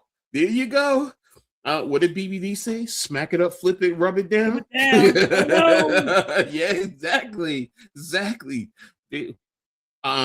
Jay, yeah, they would be considered to a lot of people. How many females sometimes would come in? You playing that game? Get off the game. Blah blah blah blah blah. Yeah, come on, bro. Come on. Here you go. Halftime. Pepsi. Hey, that's a guilty pleasure. I'm trying to get them to bring in. I'm surprised nobody said beer, or liquor. Yeah. Yeah, so I had all see, what do you say? I'm playing a video game right now. Playing a video game right now. Yeah, people don't like. I drank so much when I was a kid. I only have to drink now. Look, bro. I went to a party one time. They told me to bring the beer. I brought 2 kegs, and I told them, I said, that keg is for y'all. This is for me. And I drank the whole damn keg. You damn right I drank the whole damn keg by myself. I ain't sharing. And thank you, Leaf. Appreciate you. So people need to get on that jab. See, there you go. There you go. Ain't nothing wrong with that Purple Rain. I'm sorry. The Wind Does Cry. So I mean, Purple Rain, Prince, whatever. So I ain't guilty about nothing. I do. Ain't no shame in my game. I ain't mad at you, Dave. I ain't mad at you, bro. I ain't gonna lie to you. I keep it real. I'll tell you exactly how I feel. Chad, come on, bro. He's like, I'll play for an hour. If I'm getting my butt kicked, I'm off the game. He's a spoiled loser. Okay. He said it's not guilty, it's just pleasure. Yep. Not guilty, it's pleasure. Football. Yeah, sports, sports is the guilty pleasure. So, it's not just it's not just football, it's just yes, Halftime, you do go too far. So you guys are really told you.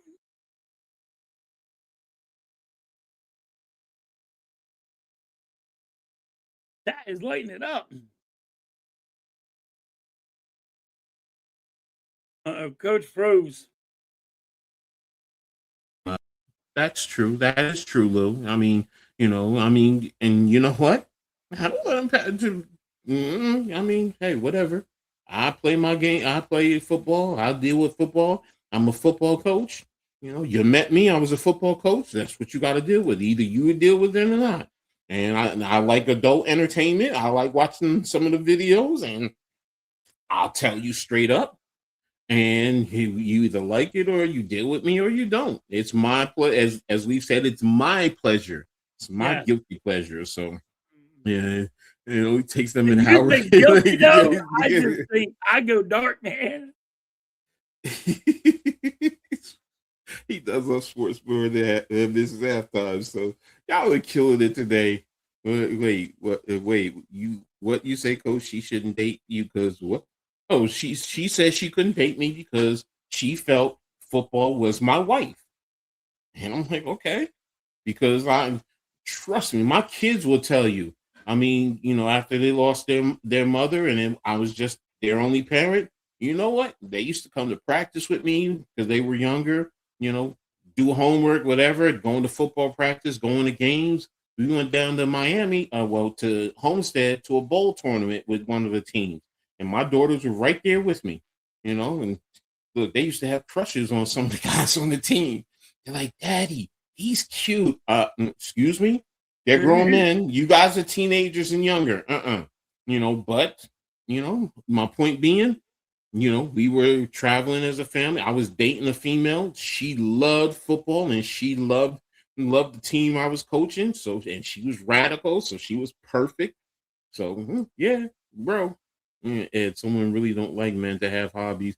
True. They want them to be so obsessed with them and invest in them and put them on the pedestal and kiss their feet. Nah, baby, it ain't happening here. It ain't happening here. There's certain things you get away with, but when it comes to sports, that's what I say to my wife. Yo, you can do whatever you want. Leave me in the sports alone. Exactly. And I'll tell them the same thing. Don't let the doorknob hit you with a good Lord split you. That's all I can say, man. Because when it comes to sports, if one woman tells you you can't allowed to watch sports anymore, you might want to think about that one. Yeah, Nick. Do me, baby. Yeah, that is the song. Yeah. That's a good song. Yeah, it is. Hey, your gamers are female changed. Well, when I was coming up, it wasn't. So, I mean, you guys are getting the benefit. So I know they're on tour now. So it's all there. I met 2 girlfriends through gaming who were big gamers. Okay. See, I'm not a gamer because when I did play Madden, guys used to hate me because I wasn't losing, I was winning the money, but I was also playing football. And that's the thing. They used to say, "You're really playing football." I'm like, duh, the game is football. Yeah, I know the strategy. I know what these teams are doing. You guys just want to throw it up and throw it downfield and try and get. And I know how to play coverage. And I'm going to go down there and get the ball. They're playing 5. It was so funny because one guy that we played 5-minute quarters, and I got the ball first. and then I had the ball for about 7.5 minutes. And then when he got the ball, he went 3 and out, and I had already scored a touchdown, and I kept the ball all the way into halftime, and I went down to halftime 14. I went up 14-0 at halftime. So he literally had the ball the first half for 3 plays.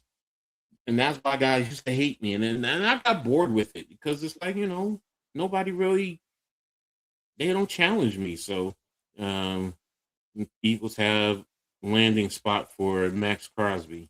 Okay, and see, I don't think that's happening, but we'll get to the NFL soon. We'll get there. So if we don't see the Magneto costume in Doomsday, I will be pissed. Jim Lee made that character serious. Okay, something that's over my head. I'm not even gonna touch it. I love watching movies. That's a nice guilty pleasure. Watching movies. Depends on the type.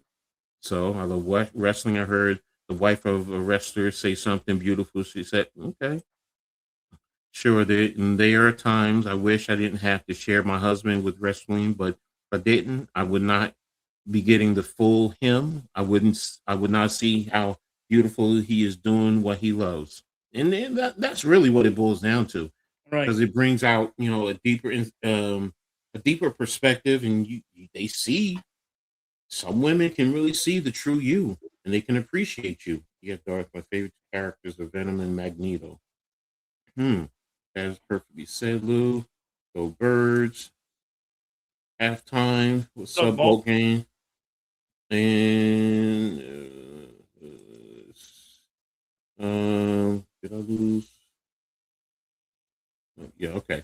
My uncles keep asking me, where is my girlfriend? I always tell them, I don't need one, so I don't have to spend money. That's the truth. You're gonna find out, dude. Like, I don't need one. Show Wrestlers on Netflix, great show. Coach, you got to see New Edition on tour. We'll see. But great job, you guys, with the guilty pleasures. Great contributions. So that was fun. I appreciate that. So there you have it. So and keep throwing and more in the chat. We'll highlight it and we'll touch on it as we go ahead. You guys are awesome. Exactly. Yeah. So that was really hit the spine, Coach. See, I thought that was gonna go wrong. Nah, bro. I mean, we all have was gonna go wrong. You went better than I thought. Yeah, exactly. I really did. I said, "Oh my God, this is not gonna go good." All right. What time are you and Mrs. doing your you told me about today? The game, you and your missus? Yeah, she's gonna sit there. What time? I don't know yet. She's trying to find out if she can get online. Okay. And me and her is gonna play a game together. Okay, I just want to make sure we have time to finish out the show. That's all. You got plenty of time. Okay. Well, in NBA news, we're going to look at the conference standings. And where's the NBA? I had the NBA. Here we go. All right, so let's get back. All right, so we're going to talk about the thoughts on the Sixers and Knicks this season so far, what each team needs to do to win the East, and our level of confidence with each. So, and let's pull up share screen. So when we pull up the standings, here we go. And just keep it right here in the Eastern Conference overall. Well, division, let me start with the division in fairness.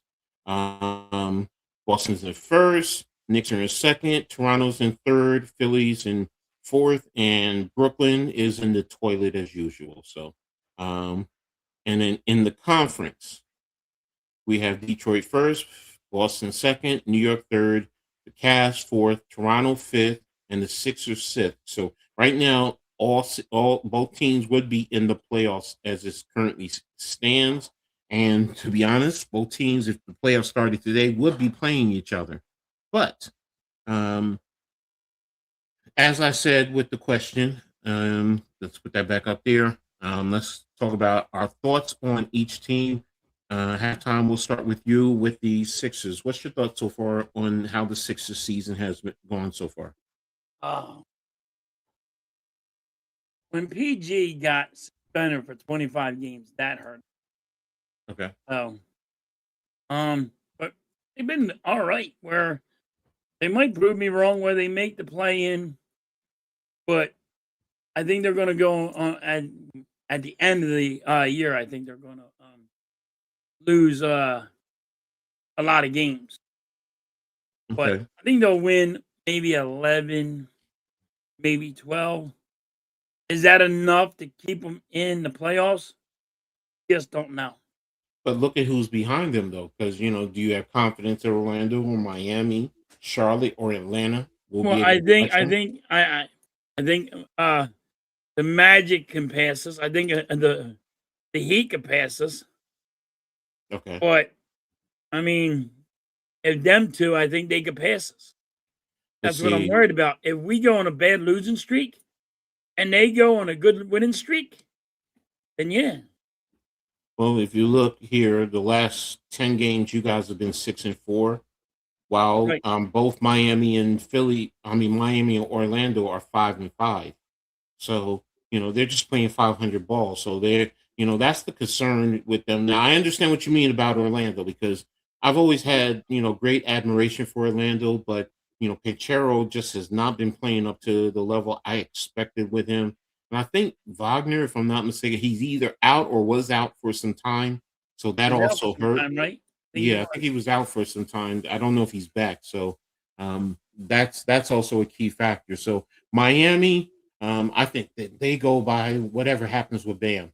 Pretty much so. Now, I do think because there was always the trade talk with them, so guys were on the edge, which is also another key factor. So now, that the trade deadline is passed, you're going to start to see teams relax and just play with what they have. So to Right. be honest with you, your key to me, and I said it at the beginning of the year, it's going to be Embiid. Now Embiid is in and out, and I get it. But if he plays up to what he is capable of, you guys are a tough team. And I can honestly say I can see you guys passing Toronto.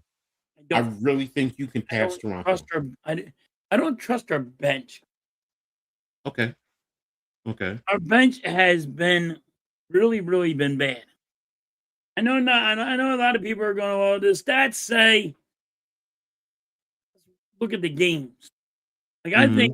I think you should have at least a couple guys always contributing really good, almost in the double digits Mm-hmm. of your bench.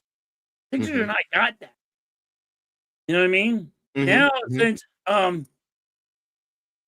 you had Grimes been out, Paul George been out, and you're getting people now. People are going to start missing games, Mm-hmm. and now it's getting deeper in this season.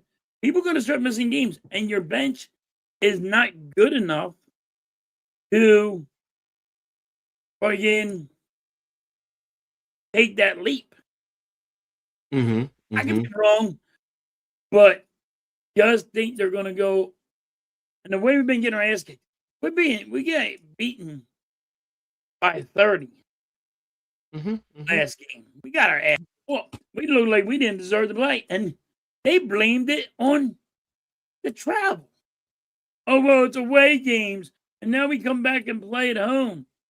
Mm-hmm. Dude, you live in luxury when you go away. You Mm-hmm. take a Mm-hmm. jet home, you take a jet there. It's not this with this, away games hurt us. Mm-hmm. You're living your lifestyle in freaking hotel rooms that are freaking like, and you get whatever you want to eat. Mm-hmm. And you guys are gonna sit there and blame the freaking away games? Come on. And then when you get home, how about you not partying? How about you actually play the goddamn game? Mm-hmm. Mm-hmm. But you know what I mean? And I think you're gonna have Embiid miss more games. You know what I mean? So But here's the thing, though. That's why I said The key is Toronto, because do you trust Toronto to stay afloat over you? Because who Toronto doesn't have at least a Maxi on their roster. You can talk about Right, Ingram all you want, but he's not to the caliber of Maxi. So, and right. that's why I say I can see you guys passing Toronto. Now the key is going to be Boston. What's going to happen with them as they go? Do they bring Jason Tatum back? I heard Mitch say that when you come back next Thursday, that he's supposed to be playing. Don't forget, you got to work him in. The chemistry, does it impact them? The Knicks. The Knicks are. Coach, put up the Sixers schedule for the last couple of games, Okay. Here, and we'll go through this. let Me me, and let you me. go through it together. Maybe you're saying something I don't. No, that's fine. Let me. Pull up Philly schedule. Let's see. 'Cause maybe you don't. Maybe I'm saying something Now look, you got Atlanta. You're hosting Atlanta. I think you can get that. I think you can get New Orleans. Minnesota like, might be tough. you're going to lose Indiana, there. You're going to lose to the Pistons. Indiana is a toss up. I think you can get Indiana. And look, you play Sunday. Now the back to back with the Pelicans and then Minnesota. So that I think you're going to split. And that's But what I then told Mitch. I said, from Atlanta and New Orleans, I said we gonna win there. But then you're going on a 4-game, 5-game losing streak. I disagree with you. I think you can take Indiana definitely. Miami, because you're hosting them, is another toss up. I'm gonna say you're gonna take that and lose to Boston. Now San Antonio is gonna be a toss up, but you're hosting them. And then you got San Antonio and then Utah. Utah, you're gonna take care of them. You should be able to beat the Jazz. So But right then now I I mean, have but I got 1, us 2, losing. 3, After 4, New Orleans, I got us losing until we get to the Jazz. 5. Right now I have you have 5 wins. Let me see. Atlanta, New Orleans, Indiana. I think you get Miami and then Utah. San I say Antonio.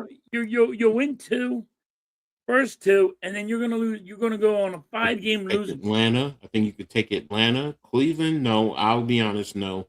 Memphis, yes. At Detroit, no. Brooklyn, yes. Portland, yes. At Denver, no. Sacramento, yes. Utah, yes. Oklahoma City, no. Chicago is a toss-up, but yes, I'll give you that. Charlotte, yes.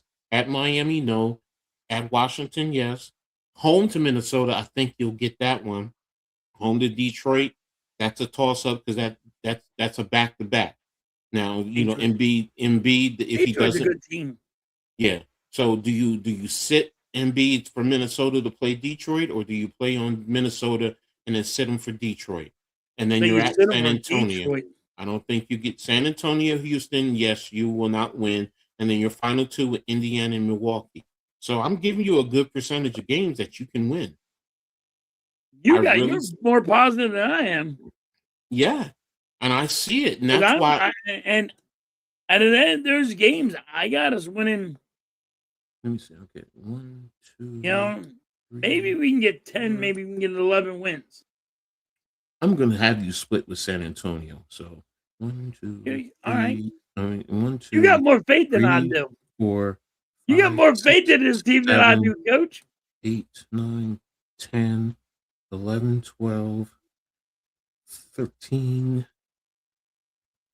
I'll say you'll slip up to Charlotte, lose to 14, Did you beat the Jazz 15, yet? 16. I give you 16 more wins, to close out the season. And I was saying 11 and That's 12. 46. That's 46 wins right there. So I said 11 and 12. We're Mhm. gonna we'll win 11 or 12 the rest of the year. You're saying 16. Yeah, I'm giving you 46 wins on the season. So 2, I don't have 12, 46. 6. So what's that? 46 and 34. I have you at 46 and 34 overall. I have 42. You have us at 46. Yeah, if you go, wait a minute. Yeah, did I do that right? Yeah, my addition is right, Ed. Your addition is usually right. So So you're saying if we win 12 more, we're good? I don't think you're. I yeah, don't. I 46. don't. Yeah, 42. I have you 46 and 36 on the season. So I have you winning 16 more. Not wait a minute. Is You it? have us winning 16. I got us winning 12. Yeah, yeah. I have you winning 16 games. So if we win 12 more, do you think we're in the playoffs? Yes, the Do you playoffs. think? Yes. Because I say we're winning 11 to 12 more games. That's it. Because the question is Orlando. I mean Toronto and Orlando, But and then also, Miami. it matters what the Magic do. It matters what Toronto, the Magic, and Miami do. I Yeah. think you're going to end up in the 5th spot. That's the whole point. I give you at I think we're 46. just going to be on the outs. No, you're not going to be in the play-in. I think you're going to be in the play because I don't trust Orlando, Miami, Charlotte, and Atlanta. I really don't. I don't think they have what it takes to compete with you guys. You're still going to get Paul George back, Yeah, but you're only getting Paul George back for 10 games. but then that's all you need him for is to rep you for the playoffs. It's going to be enough. And then when you do have that, that may even change the whole complexity where those last 2 games, let me pull up those last 2 games. I mean, last 4 games, you might right. get 3 out of 4. Let me see. I'm hoping you're right. I hope we get in there, but I don't think we are. Let me see. The last 4 games you have, San Antonio, Houston. Those 2 are going to be key. If you get Paul George back for the final 10, Yeah, you're 1, not beating 2, San Antonio. 3, You're not 4, beating Houston, 5, even if you 6, have Paul George 7, there. 8, 9, 10. No, I think if you get Paul George for Charlotte, it can change your whole complexion. I had you slip up to Charlotte, but if you get him back for that game, you might be able to get that game. You might be able to get Miami because I thought had you lose in that game. Um, and you might be able to split with San Antonio and Houston. Yeah, you're not beating San Antonio. Yes, you might be able to. The way that they've been playing. But here's the thing: you're talking about how they're playing. Who's guarding Embiid on that team? Because if you put on Wemby, Embiid can still take him and he can muscle him and he can get him in foul trouble. You've seen Embiid play. No, I said I'm talking about Embiid on offense. Oh, He can get him in trouble, in foul trouble. That's what I'm talking about. oh, okay. So Yeah, that's that, and Paul George helps your offense. That's what I'm getting at. Okay, I'm not talking about your defense. You so might be right. You might be right. So I'm hoping you're right. if you can, I can only hope you're right. 50 games. If y'all get the 50 games, you're definitely in the playoffs. Well, I'm not even talking about the play-ins. We're not getting 50. Ain't no way. If that's why I said those last few. Ain't no way that's happening. Right now, I'm standing by the 46. I think you guys can get 46 wins. Yeah, I really do. 46. Okay. I was saying, and I got you. I respect where you're coming from. I mean, you see them. I think we're going to get 11 or 12 more. But you're saying 16? If you get 12 more wins, that means you're going to be 42 and 42. And if you're 42 and 42, then that means you're in the play-in. But you're in the play-in. But that depends on where everybody else is up, right? Yeah, but remember, you got 2 games with Miami. You still have Charlotte. You still have Atlanta. Those are teams in the play-in, so you're competing with them. If you're going to say you're going to be 42 and 42, then what is Miami, Charlotte, and Atlanta? Because look where they're at. They're literally what? A game. Miami is 2 games behind you. Charlotte is 4.5, and Atlanta is 5 games. So you're basically saying they're going to pass you, and then we have Orlando. What does Orlando do? That's why I said Toronto ahead of you is key. Because if Toronto, what are they going to do? Let me see what Toronto has to close out the season.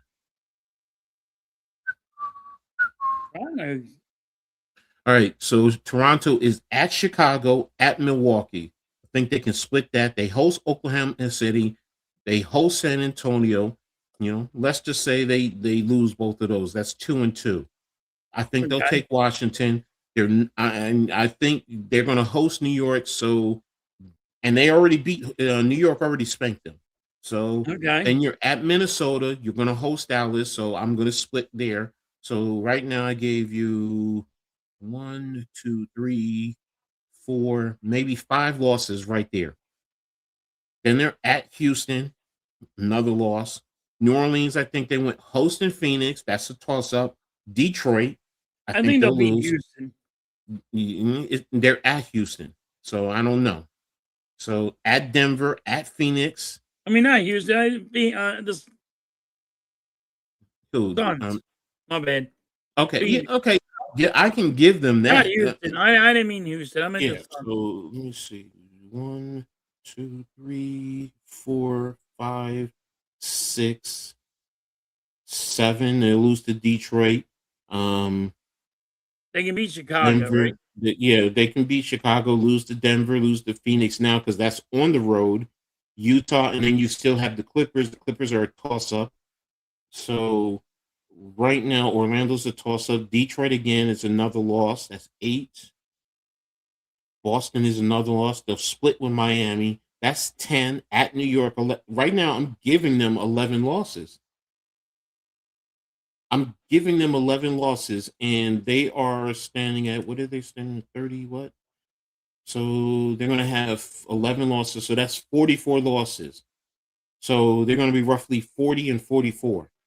So you had like the same thing I got with the Sixers.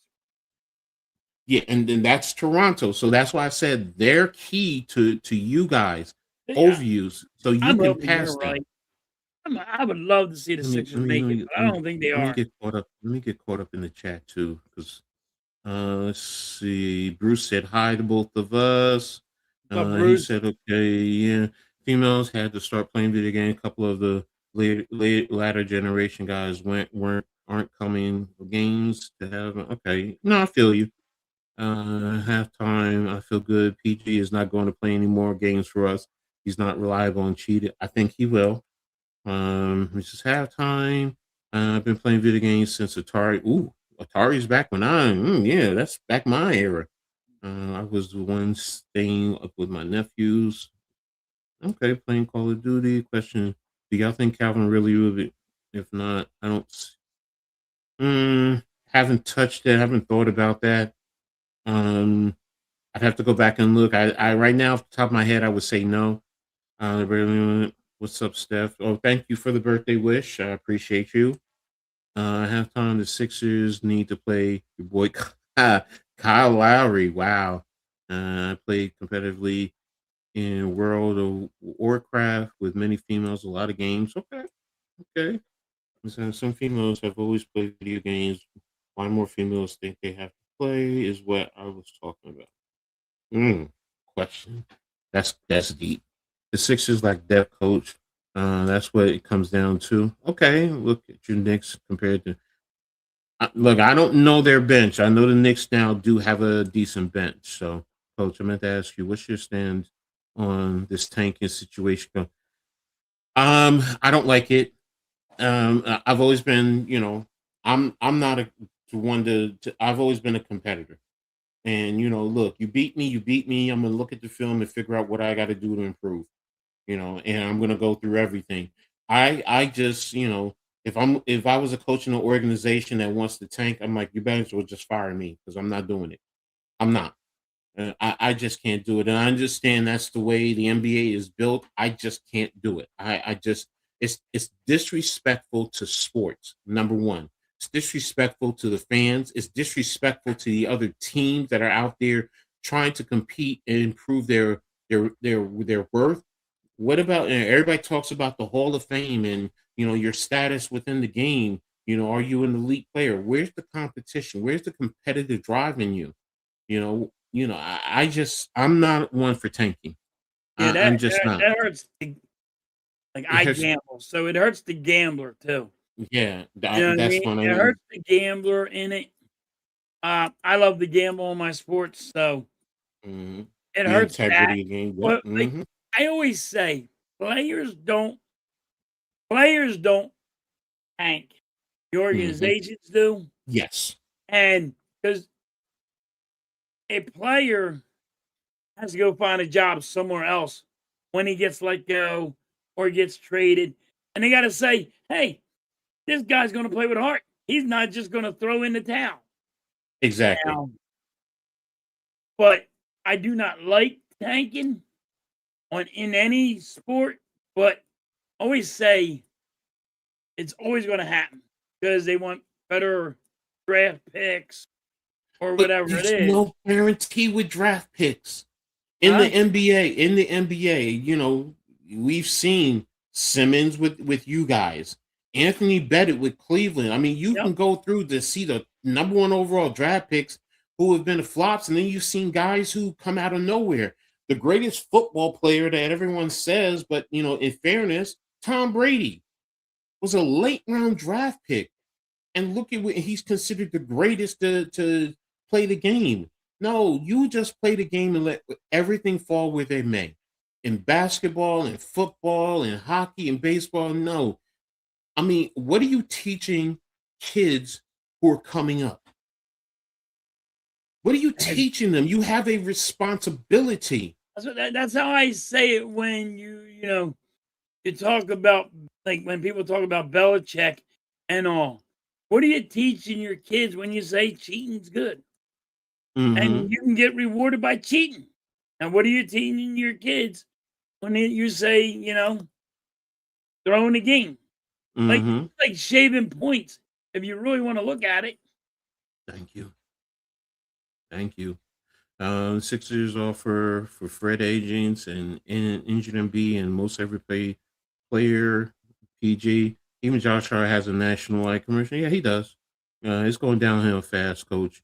We can't hit a damn three to save our hind parts. Halftime hates the Sixers' perimeter defense more than anything in the world. He calls Nick Nurse dumb. He is. Like, the defense part drives me crazy. Because he's not watching every game. Look, here's the thing. It's not just a matter of you guys. I keep saying it. Like, you guys are focused on your team. And I understand why. Okay. I even said it also is about the teams around you. I'm not just talking about the Sixers. Right. I just broke it down. I just went through Toronto. So you're telling me Toronto is going to stay ahead of you guys? You're that confident? Miami is iffy. Charlotte I think Miami's going up. but we didn't even look at Miami's schedule. I think mean, we Miami's look. going up. I mean, here Let's go to let's Miami's look at. schedule. Wait a minute. I'm gonna look at Orlando's first, and All right. then because Orlando You is know they're going 26, up. 28, and 25. I don't know that they're going up first. Where's the okay? So when we come back, they're at Sacramento. Yes, they're at Phoenix. I think they will lose that because they're on a 4-game West Coast. Let's just say they split with the 2 Los Angeles. So that's 2 losses. I don't see them beating Houston. I don't see them beating Detroit. Dallas, Washington, yes. I don't see them beating Minnesota. I don't even see them beating Milwaukee in the back-to-back. Not Cleveland. So Oh, right come now, on. You can't get them to nope, beat Milwaukee. no, because they're in Milwaukee wants to get Milwaukee. rid of their coach. It's in a back-to-back. That's why I said it's a back-to-back. That's why I said that. It's March 7th and March 8th. So you're at Minnesota, where Minnesota is going to be very physical. They are a physical team too. That can also wear you down. Milwaukee just proved that, you know what, they still have some talent. And Cam Thomas, who they picked up, is now showing how the Nets did misused him. And he's putting up points. And what's to say Giannis doesn't come back because they start to see anything. And if you do get Giannis back, like everyone's looking at their record and they suck. And I'm looking at everything. I'm not looking at just one team. That's why I'm doing this for everyone. Look at this. Like, first of all, like I said, you're coming back and you're going on the road for 4 games. And I'm giving you 2 wins. I'm giving you, honestly, I think they could lose Phoenix, and you're going to the next day. You're going to Los Angeles to play the Clippers. That's a toss up. So that's why I'm saying they could win that. They can beat the Clippers. Yes, they can, but it wouldn't surprise me if they lost. The Lakers then is going to be another toss up. Then you're hosting Houston and Detroit. I can't see them winning those 2 games. I can't. I just can't. Well, I and don't think then they're going to beat Houston, but Detroit. you don't think they're going Well, to beat right now, Detroit? no, I don't think they're going to beat Detroit, even if they're hosting them. So right now, out of 1, 2, 3, 4, 5, 6 games, I have them winning 2 games, and that's 2-4. No. Mm, mm. Tell me, will they beat Sacramento in Sacramento? Yeah, Yeah. yeah, I think they will. Will they beat Phoenix in Phoenix? Yes. That's where I'm like, no. Yep. Will they beat the Clippers? That's a toss up, but let's say they do. Do they I say beat they the beat the Lakers? Clippers. Do they beat the Lakers in Los Angeles? No. No. Then you host in Houston and Detroit. Do you beat No. those two? No. But I got them Washington, beating Detroit. I don't. I don't. See, that's the thing. Okay. All right. All right. All right. That's why You I'm know saying you- I'm looking at this. I'm in. Like I said, I gave them 6 there. Then they win the next 2. Then they lose the next 3 because I see them losing those 3. You see them losing Washington, and I have not. no, I don't see nah. nobody. I just got this feeling Milwaukee is going to continue to surprise people as we go along. Cleveland they're going to lose to. Washington they'll beat. Miami is a split, but you know what? I'll give them Miami. I'll give them Atlanta. No Oklahoma City. I actually think they'll lose to Charlotte here. They'll lose to Lakers. They'll beat Indiana. Lose to I think Cleveland. they'll beat the Lakers, and I think they'll beat Charlotte. Yeah. Well, no, I think they'll lose to Charlotte, Because and the then Hornets, they're just. but the Hornets are loose, and they're still fighting for the. And these teams are fighting for the play in to get into the playoffs. So that's why I'm like, So okay, this. they're looking to. They're fighting too. Yes, that's why it's like, okay, these games have meanings. I'll give you Los Angeles. I'll give you that. They'll Right. win. They'll win Indiana. Lose to Cleveland. Beat Sacramento. I think they'll lose to Toronto. I said it earlier. They'll beat Phoenix, Atlanta. They'll Dallas. They'll beat. Well, you know what? I'm gonna say they're gonna slip up one of these 2. And maybe they do get Detroit in this game, but then Minnesota, I don't think. Chicago and Boston, they're splitting. So what my whole point is, they're right there. They're right there. They're battling. I have the what you call it up. I'm sorry, guys. So for me, it's a toss up. It's a toss up. You know, if they can be right there, can they catch you? And again, it's what Toronto does ahead of you. I just showed you. I think Toronto is going to drop, and you guys are going to pull up over them in the 5th spot. I just don't think that's happening. So, let's see. Knicks is saying 39 and 30 and 43. That's what your record is going to be. Knicks fan with Mike Brown as head coach won't have much faith soon enough. We're going to get to them in a second. You're way too high on them. Watch them play. Again, Nick, what about the teams around them? You think these other teams are just going to jump over them in the way that they and beat the teams they like? You're only focused on the Sixers, and I get it, but I'm saying to you, look at the other teams. And he can't stay healthy enough to run. Well, you guys are talking again. You guys are all talking about the Sixers. You're talking about the Sixers. I haven't seen anybody say anything about the other teams. Like this is a league. This is not just about the Sixers. What are the other teams who are competing with you for the playoffs and the play-in going to do? Thing is beginning to get rid of PG. Okay, that's an interesting one. And when that there's some Eagle talk. Eagles draft the guard, tackle, tight end, wide receiver, cornerback, safety. Okay, those ain't going anywhere, unfortunately. Okay, see, draft OT. We said that. Okay, so there we have it. So again, I guys, get what you're saying, Coach. You're looking at everybody and you're thinking, yes, but we're looking at the Sixers are not. You got way too many wins for the Sixers. Then but they're and going to aren't some of these against some of these teams you're competing with? Atlanta, Yeah. Charlotte, Miami. Yeah. So But I'm just saying, you got more wins than Okay. Everybody else says they're gonna. And I get it. You guys see Philly every day. I get all that. Okay. But my question to you is, let's take it this way. What's up, Cave? Thanks for tapping in, bro. Appreciate you. Um, and, do you guys think you guys head to head can beat Toronto? That's a good. That's a good question. I'm going to take you to all those teams that you're dealing with. Do you think you can beat Toronto? What about Orlando head to head? Do you think you can Do beat I got Orlando? MVP when I got Toronto? Yeah, take whoever you want. You put in who you want. I got Embiid, me. Paul George.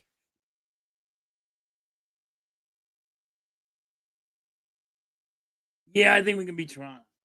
Okay, let's go to Orlando. Do you think you can beat Orlando? No. Okay. What about Miami? I think Miami got us. Charlotte? Charlotte just beat us by 30 points, but they were up by 50 on us. So no. You don't think head to head you can beat They Charlotte? spanked the shit out of us. That's Coach. one game. Everyone gets spanked.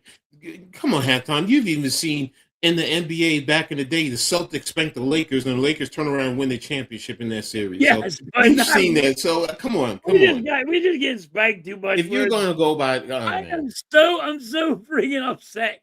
How bad we been that's getting the point. spanked. You guys are putting your emotions. That's why I say take the emotions out and look at the facts. Can't take I'm a Knicks fan. Team. I'm a Knicks fan. Y'all know, and I'm hard on the Knicks. I am right now. I am so mad. How many points we've been getting spanked by? It's ruthless. Be honest with you, I think Toronto has our number. Well, you know what? You guys all feel that, you know what, you're going to basically be a play-in team, if that. I'd say we don't even make the play-in, but if you're saying 11 and 12 literally, if you say 11 and 12 wins can make you in the play-in, you think, wait a minute, because listen to what you just said. You don't think you're going to even make the play-in. I said, if you're saying 12 wins, 11 to 12 wins, make the play-in, then we'll make it. But that's it. Okay. We're only getting 11 or 12 wins. So 11 wins. You guys get 11 wins. That's 41. Atlanta is at 26 wins. So right now, for them to go over you, they need to get 12 wins alone. Yeah. And that's every team. And then on top of that, you're talking about Chicago, because you said for you possibly not to make the play-in. So now, right. And that's on 11 or 12 wins. Well, I was quoted in the beginning of the year. I said we're not making a play-in. I don't want people to sit there and say, "Oh, he changed his mind." So I'm saying, oh, you can change your mind based on what happens with the product. Things change. But I got 11 or 12 wins for the rest of the season. Okay. So if that's the play-in, then we'll make the play-in. But then we'll be one and done. Okay. I see you guys. You got more. I love you, Coach. You got more faith in the Sixers. It's not just. See, you guys are making it about the Sixers, and I keep saying it's not about just the Sixers. It's not. I have more faith in the Sixers. You're going all the way around. I'm Toronto. I don't trust Toronto. Everybody else is going to drop, and the Sixers are going to go up. Yeah, it's like Orlando. Anyone who knows me, Cave will tell you, I have always been big on Orlando. I thought they have all the tools to really be in the top 5, maybe 6 in the conference. But this year has been a major disappointment. Injuries have been a problem, and I haven't been watching them. And I've heard a little bit about questions on some coaching strategies on a few games, which is normal. But Orlando has some of the tools, but losing Wagner for a while, that hurt. So again, it all depends. Like I said, Toronto, I don't have faith in Toronto. They just don't have that it factor to close it out. And Brandon Ingram is a good player. RJ is inconsistent. quickly. I mean, if you go through the roster and you take a look, I'm just not. I'm but more. Maxey alone can dominate the Toronto Raptors by himself. That's why I'm like, okay, Edgecombe, I understand is inconsistent, but he's a rookie. And I Right. understand what you're saying about your bench. You guys, they really don't have a bench. Embiid, you're not confident because he really is playing on one leg. I get all that.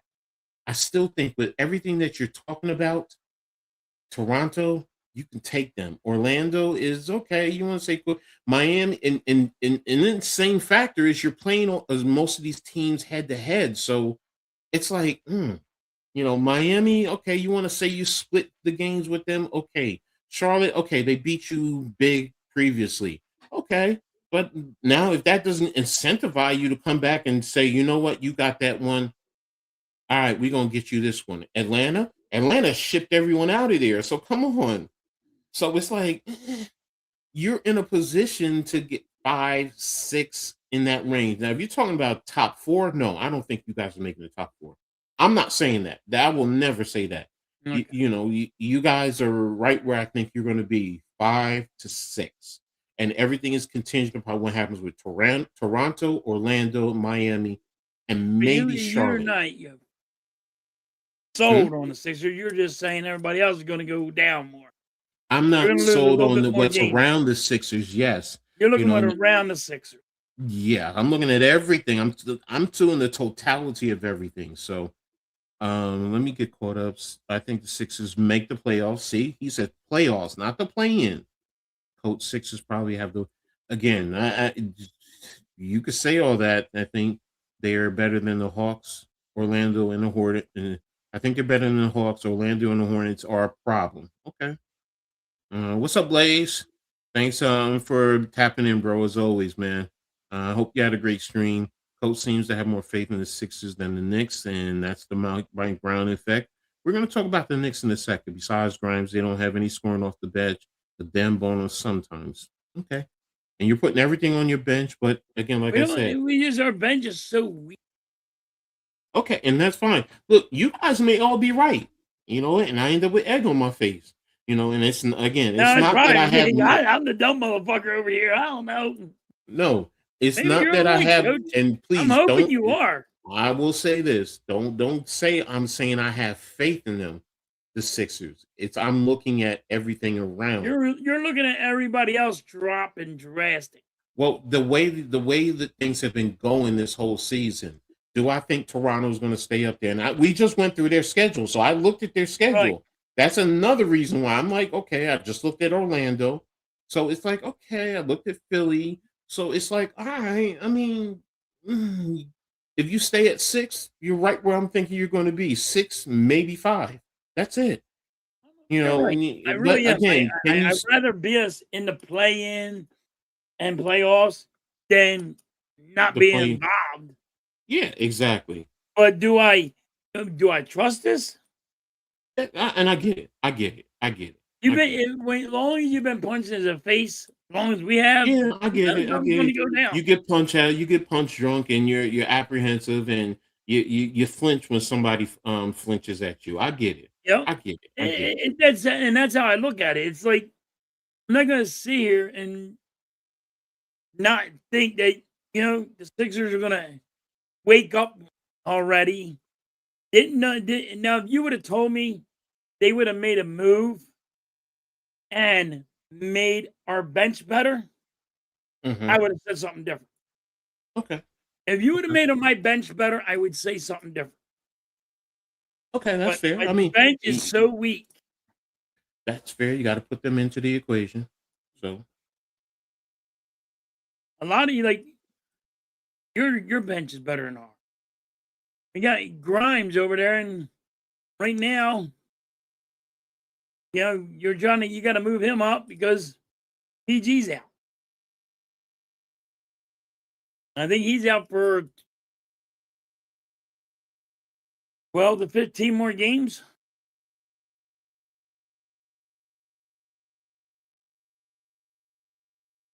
that's interesting. What? I didn't know he was out that long. Yeah. At the end of the year, when he comes back, there'll be like 11 games where he can play. That's it. Okay. Let's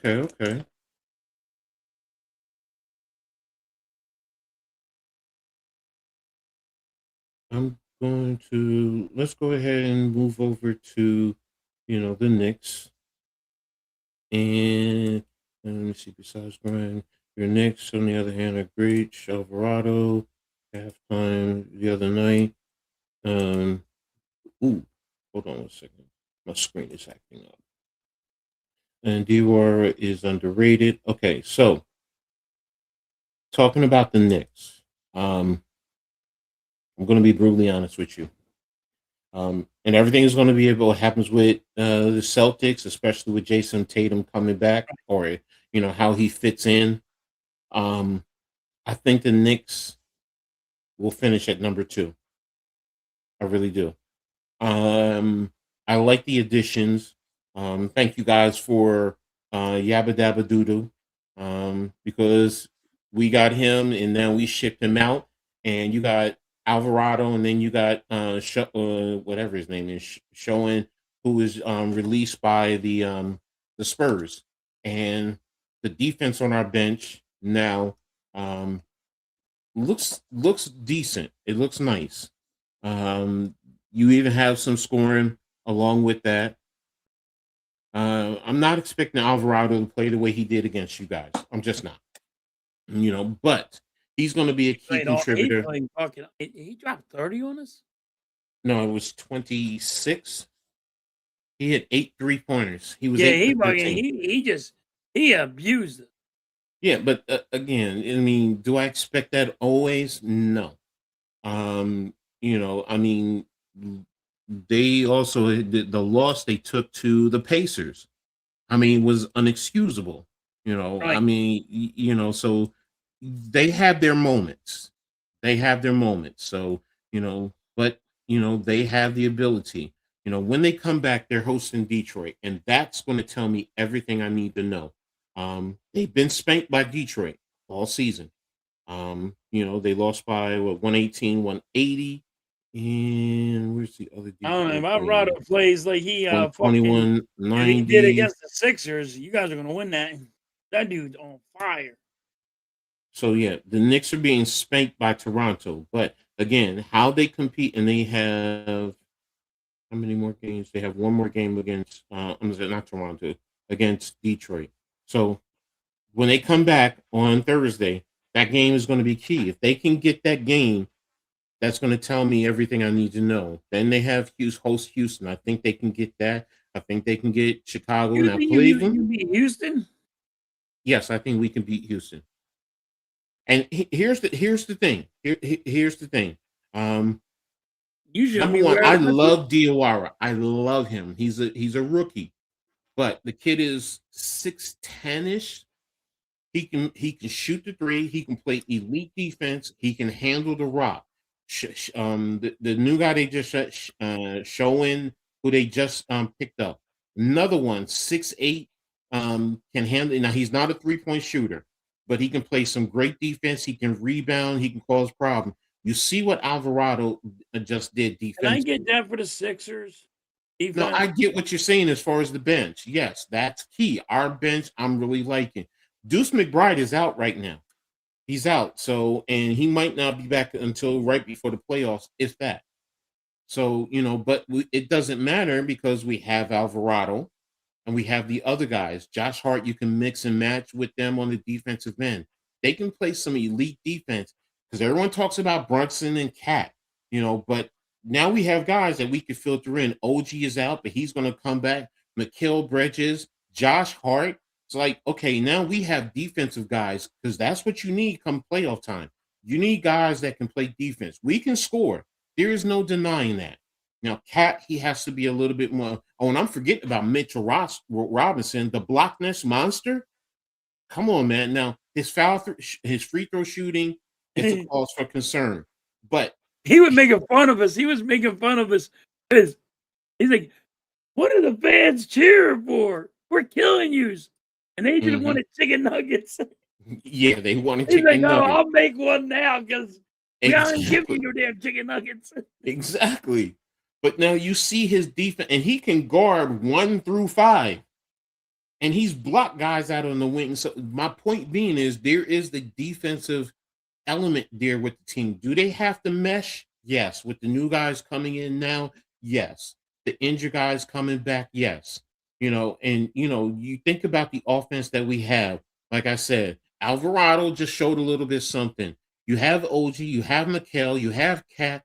Josh Hart, his 3-point shooting right now, he's at 42% on the year. He's never been like that. So he's now hitting consistently from 3. He plays D. He does a lot of the everything, can give you triple doubles. You don't have to rely completely on Brunson all the way. Now, No. do you And need someone to create their own shots? Yeah, I need someone to step up a little bit more, besides when you Brunson. got Brunson, that's all he has to do is orchestrate out there. And then close out the game if he just becomes captain clutch and closes out the game to win. That's my point. This team can now be physical with other teams that are getting physical. You can still pull Cat out and still have big size out there. Think about this. If you wanted to put OG at the 3 and you have Showen or Diawara, and the kid Showing can also play the center. So it's like, okay, you have good size, you have good length, you can play defense, you can have good movement, you have guys who can bring the ball up, so it's just getting these guys together. Can they win? Can they finish at number 2? Yes. What's his name on ESPN? Not Shams. What's the other? Windhorse. He said he spoke to an Eastern Conference coach and a general manager, and they said, hands down, Knicks have the most talent in the East. Now, okay, that's them saying it, and I get it. They got it. The Knicks have to prove it. But now I just went down and looked at their roster, and I didn't even go through talking about Clarkson, who's been, struggling right now. But Clarkson is a bucket machine. Yep.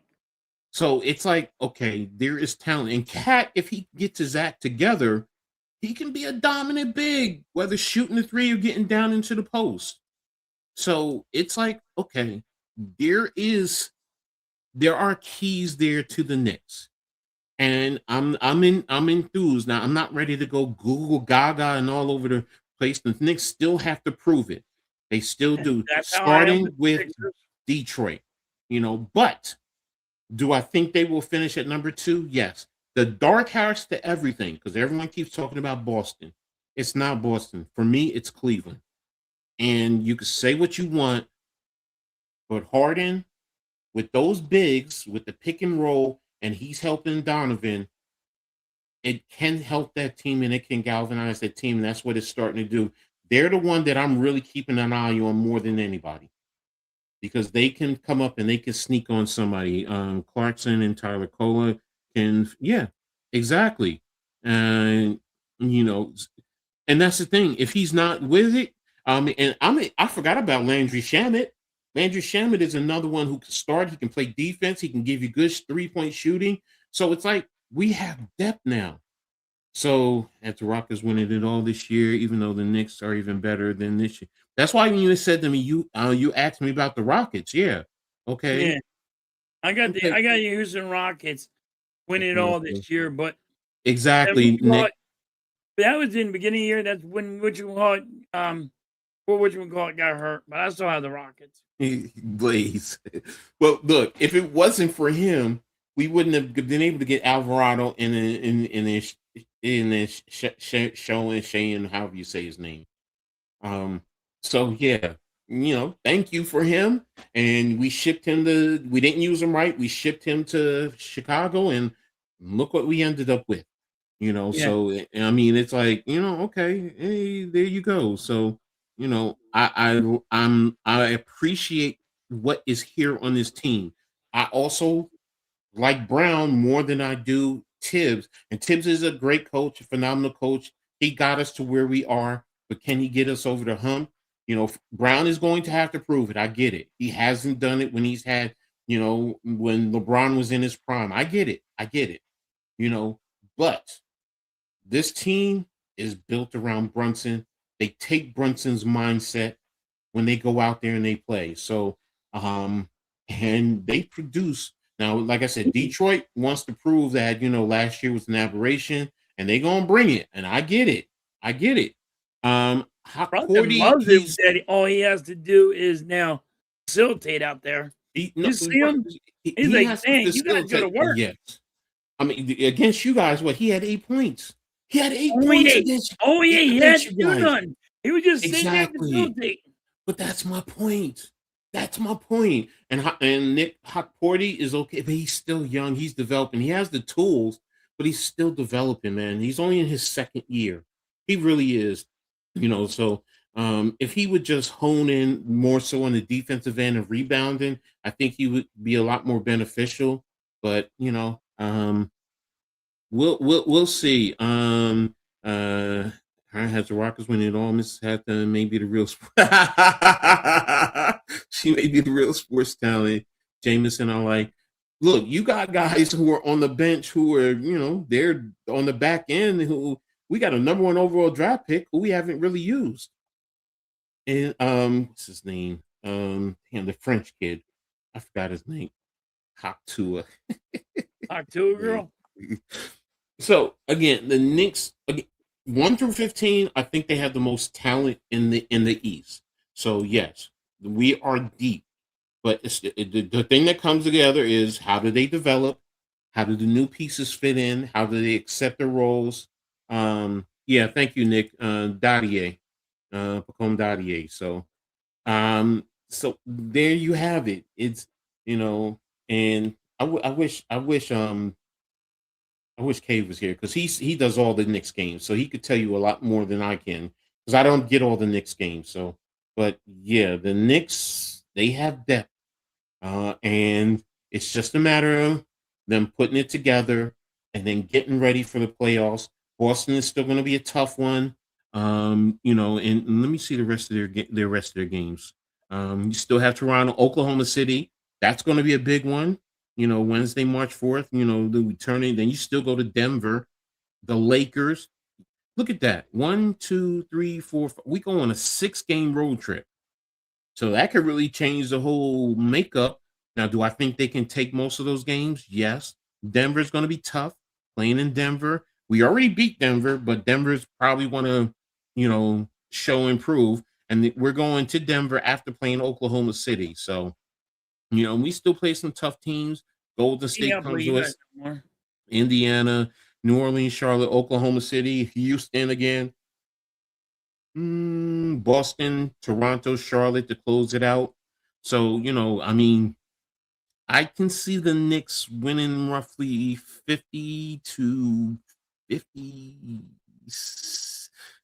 55. I'll give you 54 55 games. I'll give us that. So, but we'll see. We will see. Dandara Supercat. Daddy, he is decent. He's still developing, man. So, you should be very encouraged about your team, though, Coach. I am. So you have the tool. I just need, because one of the things that frustrates me is Towns. He's doing a Julius Randle. And that's what I say when Julius used to be here, where he would sit in the back end after a play complaining to the refs instead of just getting your butt back on defense and playing. But, I mean, look, he's getting you 20 rebounds, double-digit rebounds. Player now? Yeah, but no, it's not the complaining. It's that they all complain about, like, complaining. It's the complaining is fine, but if you're staying in the backcourt or you're taking your time to yell at the referee instead of just getting back up court to be there for your teammates because you're putting your teammates in a disadvantage. He's always driving the lane and falling. It's like, yo, bro, you're too big and too strong to be doing that. You're trying to draw a foul where just play the damn game. Just play it. So, and if a foul happens, it happens. Stop looking for the foul. Just play and then keep it going. I figure that's how it is, like, all over, though. Like, yeah, they're all looking for the They'll get the plug. Oh, give me the foul. Yes, of course they do. You trying to influence the call, and that's part, bro. That's every sport. That's football. That's Yep. That's basketball. I basketball. That's hockey. mean, they all do it. So you just got to play through that. My point is not putting your teammates in a disadvantage because you're back here or taking your time to talk to the referee coming up the court instead of just get back, help your teammates out Back in the game. during a timeout. If you got to go talk to an official, fine. Do what you got to do during some type of break. Do that. Why this? Why that? I'm cool with that. But when you're putting your teammates at a disadvantage, you're hurting the team, as opposed to, just get back there, play your game. He needs to be better at his 3-point shooting. He's not where he normally is. So, he's around 20, 21 points a game, where he's normally 25, 26 points. Come on, we need him up there, so, and that's my point. If you can do that, if OG can still give you 17, Mikal can give you 15-ish a game, Landry, Josh Hart gives you the triple double, can give you about 14 a game. Offensively, the Knicks will be fine. And then with your bench, and now Mike Brown can, mix guys up, play defense, match up with other teams, force other teams to match up to us. It does so much. It does so much. So, and like I said, this closing stretch is going to tell me everything I need to know. Can they get themselves into serious playoff contention and ready? And these guys are hungry, and we'll see as we go forward. So, but overall, yeah, I'm not doom and gloom like I normally am with the Knicks. Y'all know me. I normally am. You're up on them. You should be. Yeah. So, and I like the acquisitions. It's giving me confidence. So there you have it. So, but now we're gonna go ahead before we start closing it out, and we're gonna talk about the NFL and what we can expect in terms of going on and the changes, so on and so forth. So let's start with your Eagles. As a whole, first of all, as a whole, the whole season, the whole league, how do you think it was as a whole with the league? The league? Yes. The games played, Seattle winning the championship, but I thought Seattle was going to win. I thought it was going to be Seattle and Denver. Okay. Since Bo Nix got hurt. Mm-hmm. But it was entertaining NFL. Okay. It was very entertaining. Love the NFL, but I like defense, and everybody did decent. Even the Giants did decent. Panthers have shocked everybody. They have stepped up. Mm-hmm. There's teams that you thought were just always going to be garbage, and they stepped up. So teams are actually starting to get better. And where you always thought, hey, the Panthers are going to be bad. The Tennessee Titans are going to always be bad. Teams are pulling out some wins that you're like, wow, they actually won that game. Mm-hmm. Like Jacksonville Jaguars. But it went. This year was actually good for the NFL, I thought. I agree with you. The overall play and a lot of the things that happened, the storylines. Yes, we had 10 coaches lose or there were 10 new changes in terms of head coaches. So that was unprecedented. That's always the number. Why are people shocked? Not 10. It wasn't 10. It's normally 8. It's 7, 8-ish, but 10 was a little bit more. Two of them, you were like, no one really expected Baltimore, to be honest. No, that was a shock. The Pittsburgh was like, could it be could they separate? That was a toss up. But everybody was shocked the Bills getting rid of their coach. Yes. So again, there were some surprises there, but overall, the play was exciting. I like some of the defensive strategies that I saw going forward because I'm a defensive guy. But yeah, overall, I thought it was good. The Super Bowl, I know most people didn't like it. They felt it was boring because it wasn't a lot. I like the defensive strategies. The Patriots, look, say what you want. No one expected them to be there with a second-year quarterback. No. He's second youngest to make it there except after Dan Marino. So that's high praise right there. Yeah, but So did you think it was because they had an easy schedule? the schedule is what your schedule is. I It's not about understand that, that. but No, I don't go based off of that. I don't. it's an You, easy you schedule. because it's always like that if you really think about it. The lower when you are at the bottom, you always play an easier schedule. Right. And it's just that because they made it to the Super Bowl, it really opened everyone's eyes. But if you go back and you take a look year after year, there's always a team that was, the year prior, they were, at the bottom, and they either made it to the mid or they're right there fighting for the playoffs. So to me, it's like, all right, they exceeded expectations, yes, but they not just based on their schedule. I mean, it was a lot of other things. Yes, the other teams knock each other off. The Denver losing Knicks, yeah. But okay, if they didn't lose a game or two, they could have ended up hosting, and it still would have been the same thing. So your schedule is your schedule. I get it. The Jets and Dolphins in their division. You might want to argue excuse their whatchamacallit.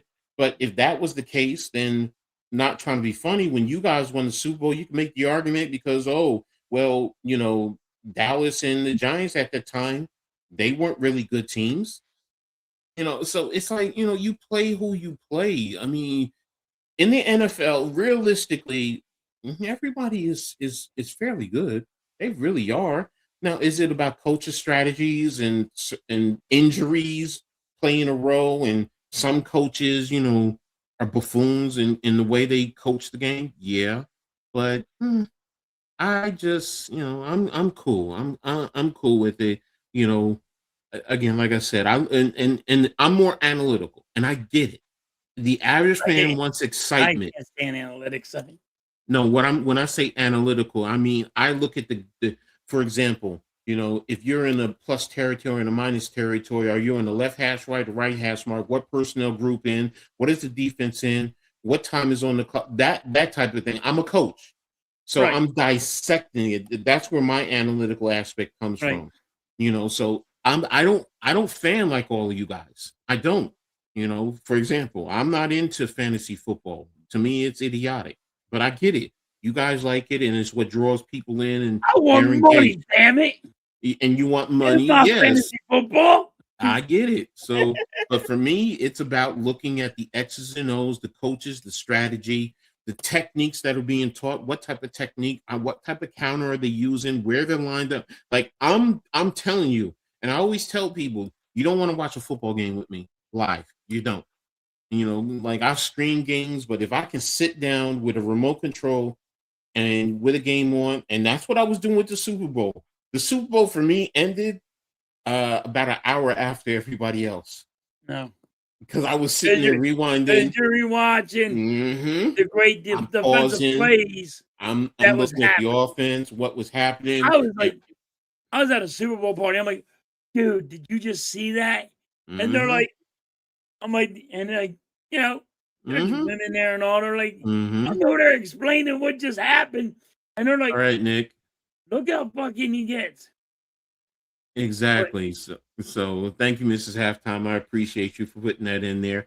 Make sure you guys tap in, not just to me, to Halftime, to the Aboriginal Sports Network and the Hardcore Sports Network. All the information is there. Links are in the description. Always some great content from everyone. So I appreciate all the support. Jay says Raiders finally pulled through and took care of business, drafting around six every year for about 20 years. Wasn't working. First should help. We'll see. We'll see. So NFL, yeah, made the schedule that was on them. So, but the schedule is the schedule.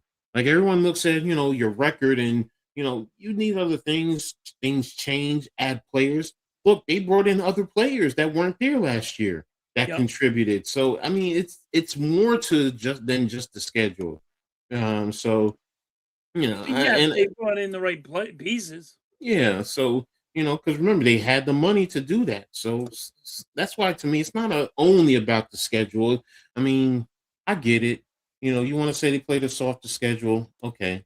But It happens all the time. Even the yeah, Giants winning the Super Bowl. That's how they got in because it was a soft schedule.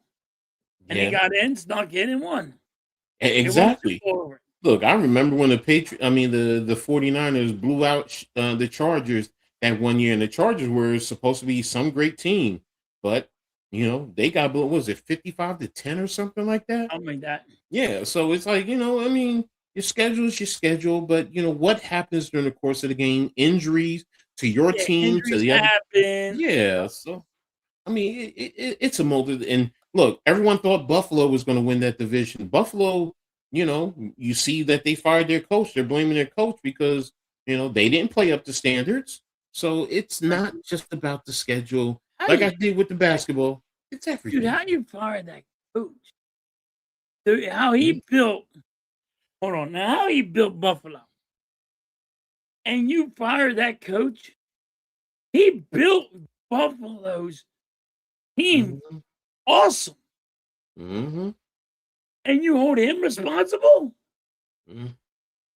I will Am always I say, wrong on this coach? no, I'm with you. He You built know, that team. He built he that he team was that he strong. look, they're saying he's Every not year good he's in enough. the playoffs. It's like Andy Reid in Philadelphia. Get rid of him. He goes somewhere else. He's going to go win a Super Bowl. Yeah, exactly. John Z, they both should be in first ballot. It's a travesty. It's a joke. It's why I stopped really being Google Gaga for the Hall of Fame. I don't even watch it anymore. I don't watch the Hall of Fame presentation. I don't. I'm like, you know what, it's BS right now because it's all about, favoritism and, in a sense, what the fans say. It's not about what you did to the game. I mean, Bill Belichick, for anything for whatever, for him not to be first ballot, come on, I, man. I don't. I had to disagree with you. I don't think No. he should have been a Hall of Famer, first ballot Hall of Famer, because he cheated. What are you teaching your kids? It's okay to cheat, No. lie, Okay. steal, and Okay. cheat. This Guess is what what? we're teaching our kids. No, So, no, no, no. You okay, I like get what you're like saying. the NFL was No, he back got in the caught. day had a He standard. got he got caught at halftime. Because I'm telling you from experience, I'm telling you, every team, like the football situation. Do you know that I've been doing that for years? But taking some air out of football, Yeah, putting more in because my quarterbacks yep, wanted more, wanted less. yep. So all of this, deflate gate, that's bull. Phil But when you're Sims will videotaping a walkthrough, and what are you videotaping is okay, the okay. plays that are going to go happen in a Super Bowl, and you're video That and okay.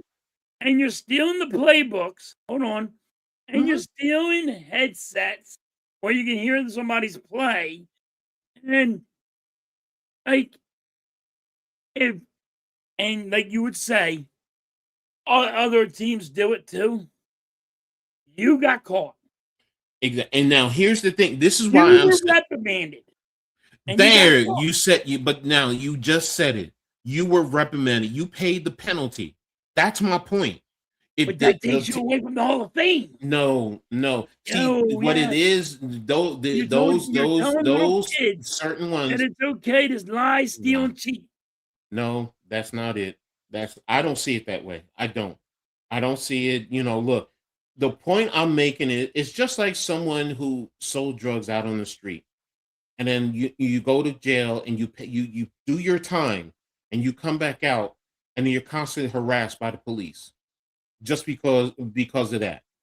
You're But not giving him a fair opportunity to make amends. you He made did. amends. But, He you made did. Because when he got caught cheating, stealing the headset, he got reprimanded. He got fined, right? but that's the And point I'm then it was another making. year. He got caught stealing the playbook of Miami. Then he gets caught stealing and recording the video of the Super Bowl of the Rams. And now he gets caught again for stealing, cheating, lying, and Nah, cheating and I stealing. don't It's see it like that. I like, don't. when is it gonna be? Hey, this guy went from the Cleveland Browns, got his ass fired, went to the Patriots, said, I ain't getting fired no more. I'm gonna lie, steal, cheat, whatever it takes to win the Super Bowl. Mm. Yes, is he a great defensive I coordinator? respect you. I respect your opinion, and I fully support your right to your opinion. I just don't agree with it, and I guess we got to leave it there because Everybody can do. We all yeah, can agree because to agree. you We still love each you other. are strong with yours, and I'm strong with mine, and I'm looking. You think it's okay to lie, steal, and cheat? That's not what I'm saying. I said he paid his penalty. So you're double jeopardying him. That's what it is. And the one there's Barry been Bonds paid for his. there's Why been are you already not in the reports that Hall of they all Fame? said it. You know, they felt he should have got more penalized with more money and suspended. That's why he's not being in. Oh, really? So you're the judge, jury, and executioner. You're not allowing the NFL to make the decision. You're saying, well, because the NFL didn't do enough, I want to do more. No, Now, that's BS. with the Hall of Fame, Mm. this is what I It's a disagree joke. with. Hall of Fame is a joke. It is a joke because it's fucking reporters, and the Yes. reporters should not be voting. No. It should be the Hall of Famers. Now they get a paycheck every month. Let them do a job. Let them vote, and only the Hall of Famers are That's allowed fine. to vote. I'm with you with that. But The all this other stuff. coaches and the owners that are in the Hall of Fame, the coaches that are in the Hall of Fame, let them vote. I'm fine with that. I'm fine with that. And then if they say Belichick is in, I'm still going to bitch and complain But that he lost. like I said, I just have an issue with that. I mean, everybody lies, steal, and cheat somehow. yes, You bro. get pulled over. Look. If you're speeding down the street, you're not going to pull yourself over and give yourself a ticket. No, you're right about that. You're right. And look, But what I'm it's saying more. is, See, it's I more think to it when it comes to it. It's more to it when it comes to the Hall of Fame because you're also look, bro. I mean, you got people who killed people, drugs, rape people. Sorry, wrong thing to say. Physically assaulted others. But yet and still, we're making a big deal because the video, the Deflategate and all this. No. Because when is it? Because we're sitting here making it a moral compass about the Hall of Fame. But what about other people who are in there? Like where is the line? Because then, if that's the case, then people who do bad things, period, right? We should be holding them all accountable. Yeah, then. you should hold all of them. Look. Yes. One of my favorites, LT, was the first ballot Hall of Fame. But now you can make the argument, well, the things that he's did while he was a player, right? And heck, even some of the things that he was charged with afterwards. So it's like, okay, is the Hall of Fame about what happened doing with dealing with football, or is it about a moral compass? Same thing with Major League Baseball, the NBA. Like I could sit here and go through the all pro sports Hall of Fame. You got open races who are in there. Should they be in there? I mean, like, look, it's about what did you do when you were out there on the field, on the court. But thing is, if I know where your players are going, I know how to get the ball out of my quarterback's hand as fast as possible. Okay, and that's fine. I get what you're saying, but it goes back to my question. To me, it's cheating. And when you raise your kids, you always raise your kids not to lie, not to cheat. Yes, you're right. You're right. But see, and that's then the point. You're telling Belichick it's okay, and you're getting rewarded to lie, steal, and cheat. That's not what I'm saying to him because it goes back to what I just said. Hall of Famer, the only thing he did was lie, steal, and cheat. Okay, so again, it goes back to my other question. If somebody breaks the law, seriously, they break the law, but now they played well, they had a great career, and they've broken the law while they were playing. They did their penalty, they did their time, whatever, community service, whatever it is. When it comes up to the ballot and they had their first ballot, should they be penalized? Because this is what I'm saying to you. It's not just about Belichick and what you're saying, the lying, the cheating, and all of that. Because now we're trying to be, it's all about the moral compass. Now you're taking it. No, I'm not. It's the same thing. Because now are you saying that if somebody goes out as a football player and assaults his significant other, but he's a first ballot Hall of Famer. It's okay to physically assault other people. No. I'm not taking it other way, taking it too far. But I'm just saying, when I was using it as Belichick. No, I get what we you're were talking saying. about Belichick, we're only talking about game. But that's We're only talking about how he did his job. But the point is, I didn't say like, and I get your point, but I get your point. Mm-hmm. You're going, hey, you know, he's a criminal. He beat his girl, or he no, exactly. But killed somebody. I get it. Yes, there should be some kind of consequence. There's got to be a consequence. There's got to be some kind of consequence. You just can't sit there and go, boom. But okay, so then what you're saying is all of them, they should not be, even though they played as a first ballot. You're saying all of them, they shouldn't be first ballot. If you're saying that, then I'm backing off, and I'm saying you're being consistent across the board. But yeah, if you're saying yes, if you're uncouth and you're breaking physical abusing somebody or hurting somebody, or now there's players that are in jail right now because of what? They want to bring them, they're stealing, they're trying to sell homes and steal them and fraud, and they're in prison. If a guy's in prison, do you think you should be a Hall of Famer? No, you're in fucking prison. But my point being is there are those who, for whatever reason, they did it and they got off. They just had a great lawyer that got them off. What you're talking about. They did what should they? Should he not be in the Hall of Fame? Yeah, it should be a consequence. Okay, so then I back off and I digress. See, you're talking about the guy I think you're talking about. Yes, he should not be in the Hall of Fame to me. Okay, so look, hold on. Once again, you got T.O. was not a first ballot Hall of Famer just because a reporter did not like him. Exactly. He didn't like talking to the media. Belichick didn't get in as a first ballot Hall of Famer because they said, "Oh, he stole things." He didn't like talking to the media. Yes. So the media is the problem. Yes, I agree with you. I'm with you there. All I'm saying. Yes, I'm with you there. I don't like it. Do I think Belichick should have a question mark or a fucking pound sign or whatever you want to do? Yes, I'm with you there. You know what I mean? And say, because he cheated, but he's in the Hall of Fame. Okay. I'm with you with that. I'm with you. I think Barry Bonds should be in the Hall of Fame. Yes. But I think he should have an asterisk next to him that he's in there. Then we're my thing. Like, I do. Do you put him in? Yes. Does he belong on first ballot Hall of Famer? No. But you got to put an asterisk next to his name. You want to put him in the first ballot Hall of Famer? Great. Just put an asterisk next to his name. Yeah, I'm with you with that. I'm with you with that. And again, I get you, and we're saying the same thing. Reporters the fuck out of the vote. I'm with you there. Take them out. Take all reporters out of the vote. If it's baseball, if it's hockey, whatever it is, just take them all out and let the Hall of Famers pick. And I think it should be just Hall of Famers. I'm with you there. I don't have an issue with that. I agree. Hockey, football, basketball, get the Hall of Fame. That's their job. They get paid money every week. Yeah. They get a paycheck. You know what they get a paycheck for? Being a Hall of Famer. Let them have a job. Exactly. You get to pick who deserves to be in the Hall of Fame or not.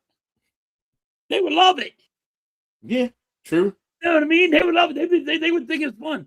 I also think they should pick the MVP and all that. You know what I mean? Yeah, I think players, it should come more from your peers because it's more because they're out there.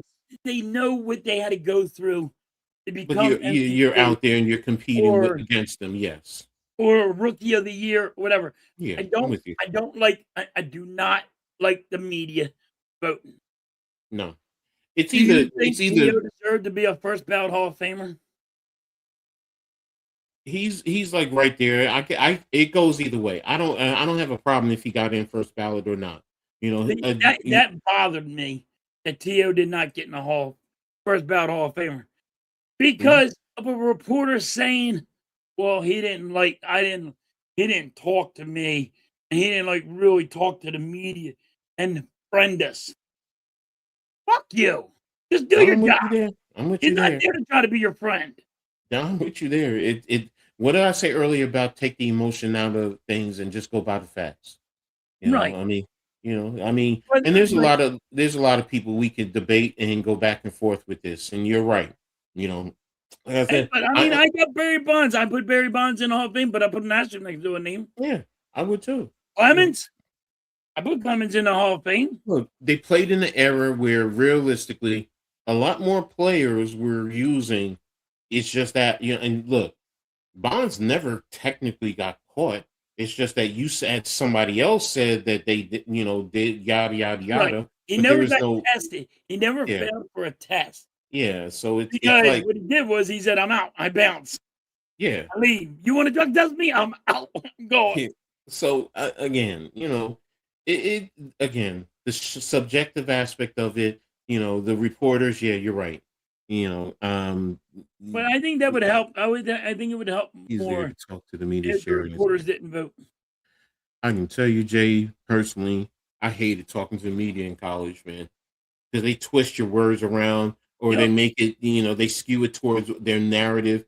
It's Yep. like, all right, you know what? If that's what you're going to do, because the one thing I hate is somebody putting words in my mouth. That's not what I And that's what said. they do. Now, if They you say you misunderstood, okay, this is different. Or I didn't understand or I misinterpreted, but don't put words in my mouth, man. I hate it. I hate that. Oh, you said this. No, I didn't. I said A, B, C, D. Don't tell me I said E, F, G. yes. No, no, no, I'm no. with you 100% on Yeah. that. That's what Get they out of do. my face. Get out of my They face with that. spin the Yeah. media Yeah. shit around the way they interpreted shit. And And that's and what they do. and ladies and gentlemen, the media are like that because we support them and we fall prey to the things they're skewing. It's half the times if we just critically think, we wouldn't fall for all of it. So, but let's get back to your feeling about now about your Eagles. How do you feel your Eagles season was? That's a failure. Is it failure because they didn't make the Super Bowl and win, or what? No, it's a failure because you can't just go into the wild and winning a Super Bowl and then just go into the wild card Mm-hmm. and not succeed. It's hard to go to back to didn't Mm-hmm. Mm-hmm. expect that. But you got to get past the wild. Mm-hmm. Mm-hmm. Mm-hmm. You are the Super Bowl champion. You got to get past at least the wild card.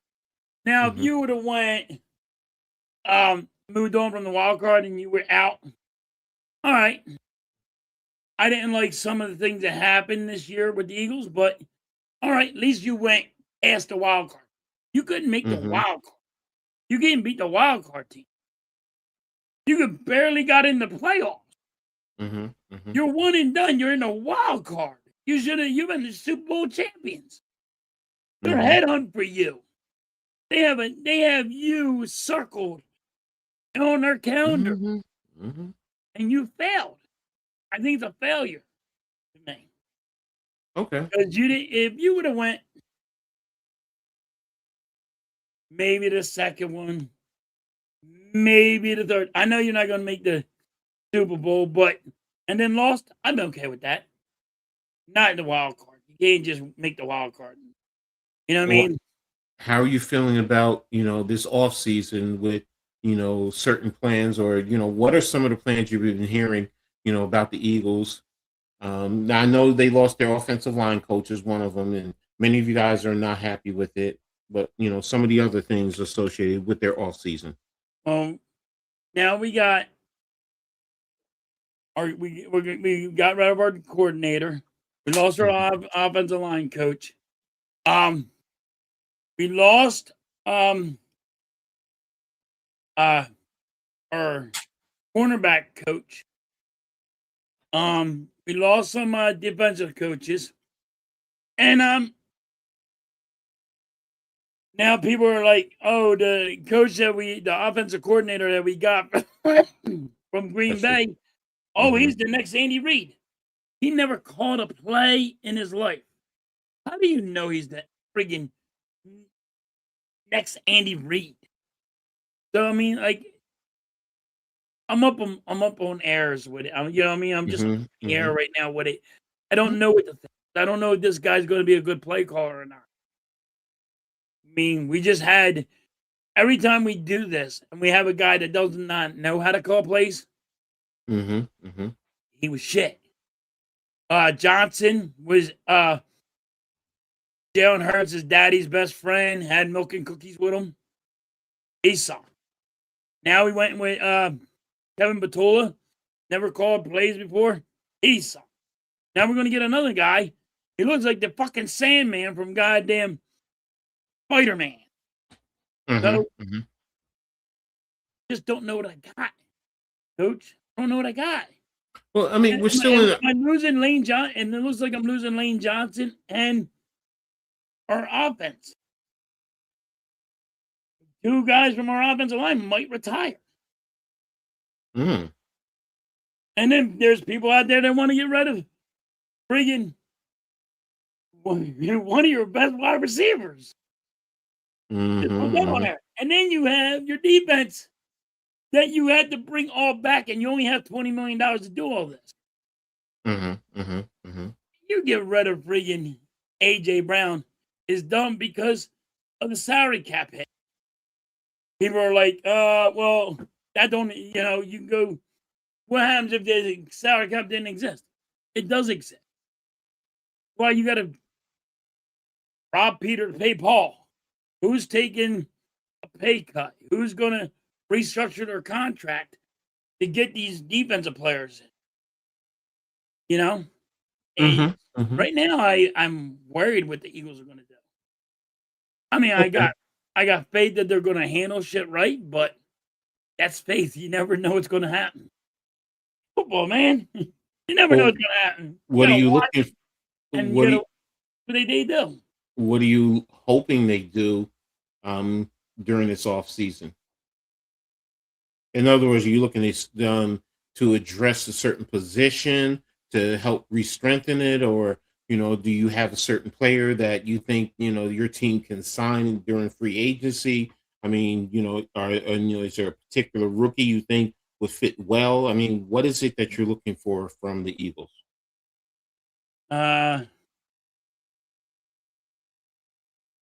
We got to get a safety. We need corners. What are we doing with Jordan Davis and Jalen Carter? Mm-hmm. Because you got to sign them. Are they both? I think they're both going to be getting paid a lot of money. Like, I think they're going to sign like over $100 million contracts. So, see what happens. I don't know what they're going to do. I think you're going to have to trade some people, and you're going to have to restructure a lot of people's contracts. Okay. Okay. Huh. Hold a minute. What is my daughter saying to me? There we go. Okay. Sorry about that. You good?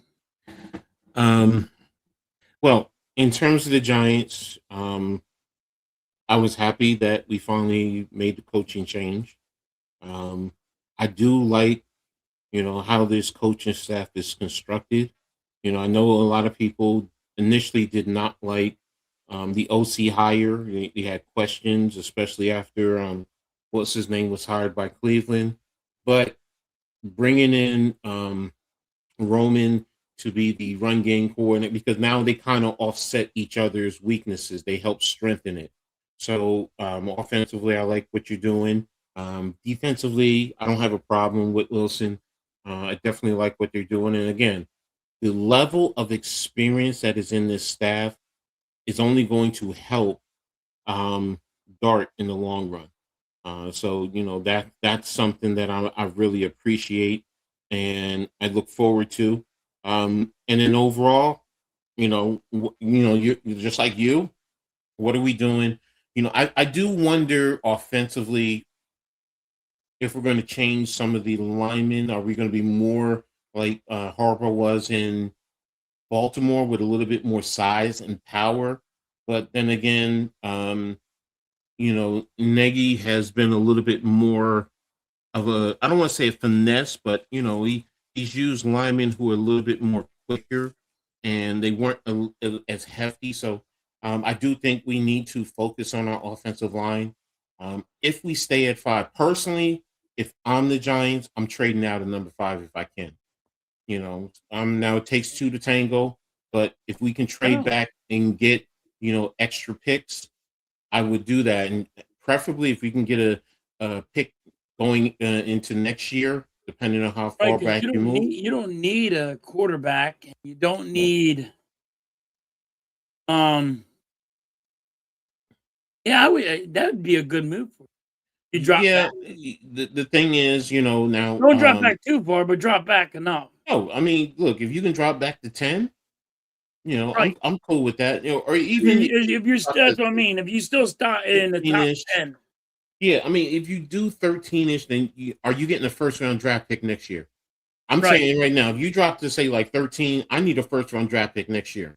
If you do that, But I'm good. if you get a first round pick next year, you would do that in a heartbeat. Yeah, if you do that and you say you get a third rounder this year, I'm doing that because there is the offensive lineman from Penn State that I really do like. I think he would fit in perfectly in any scheme, whether it's a gap scheme, or whether it's a zone concept. I think he would do well.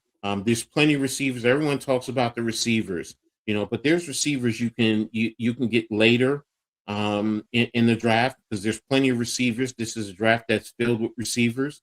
And I've been going through and I've been looking at some of the film at some of these receivers, and I'm like, oh wow, this kid is better than I thought. So overall, do the Giants still have to fill key spots? Yes. Like receiver, what are you doing with Wandale Robinson? Because if he goes, you only have Neighbors who's coming back from injury, and then after that you have Slayton, and then other guys who they're more practice squad or your 5th or 4th round receiver. So you definitely need either a true number 2 or a good number 3. Also a slot receiver. So you need that. And then defensively, when you can make the argument for cornerback.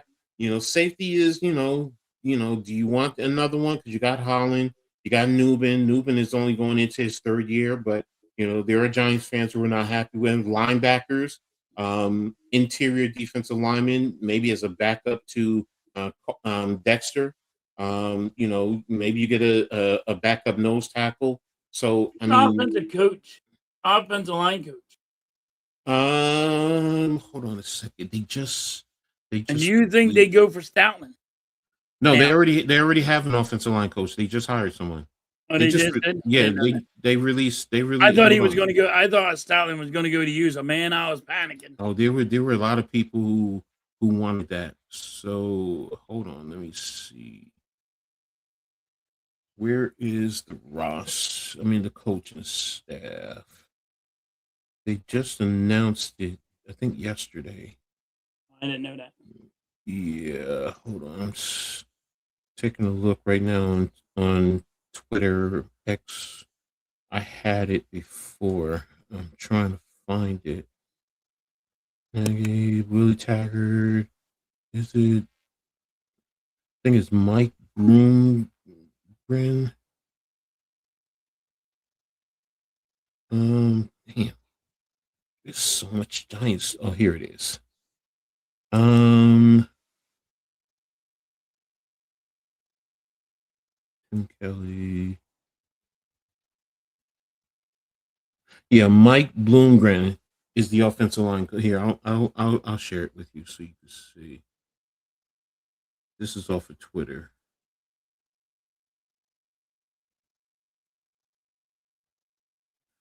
But here's the announced staff, and Mike Bloomgren is the offensive line coach. You have Brian Callahan, who was the Titans head coach, is the quarterback coach. Chad Hall's receiver. Tim Kelly, the tight end. Greg Newsome is the assistant offensive line. Nolan Ryan is football analytics. Greg Roman is the offensive assistant, run game coordinator. Willie Taggart's running backs. Mike Schneider is quality control, and another offensive. Adam Schreck is the other offensive quality control. But Yeah, that's their coaching staff. John Harbaugh made a lot of moves on his Yeah, for his coaching. yeah, yeah, exactly. So, um, but we'll see. Like I said, we got to get the guys back, and like I said, trade, and Excited then for what do your you do in running the draft? watch your running back again. I can't wait the next year when your running back gets back on.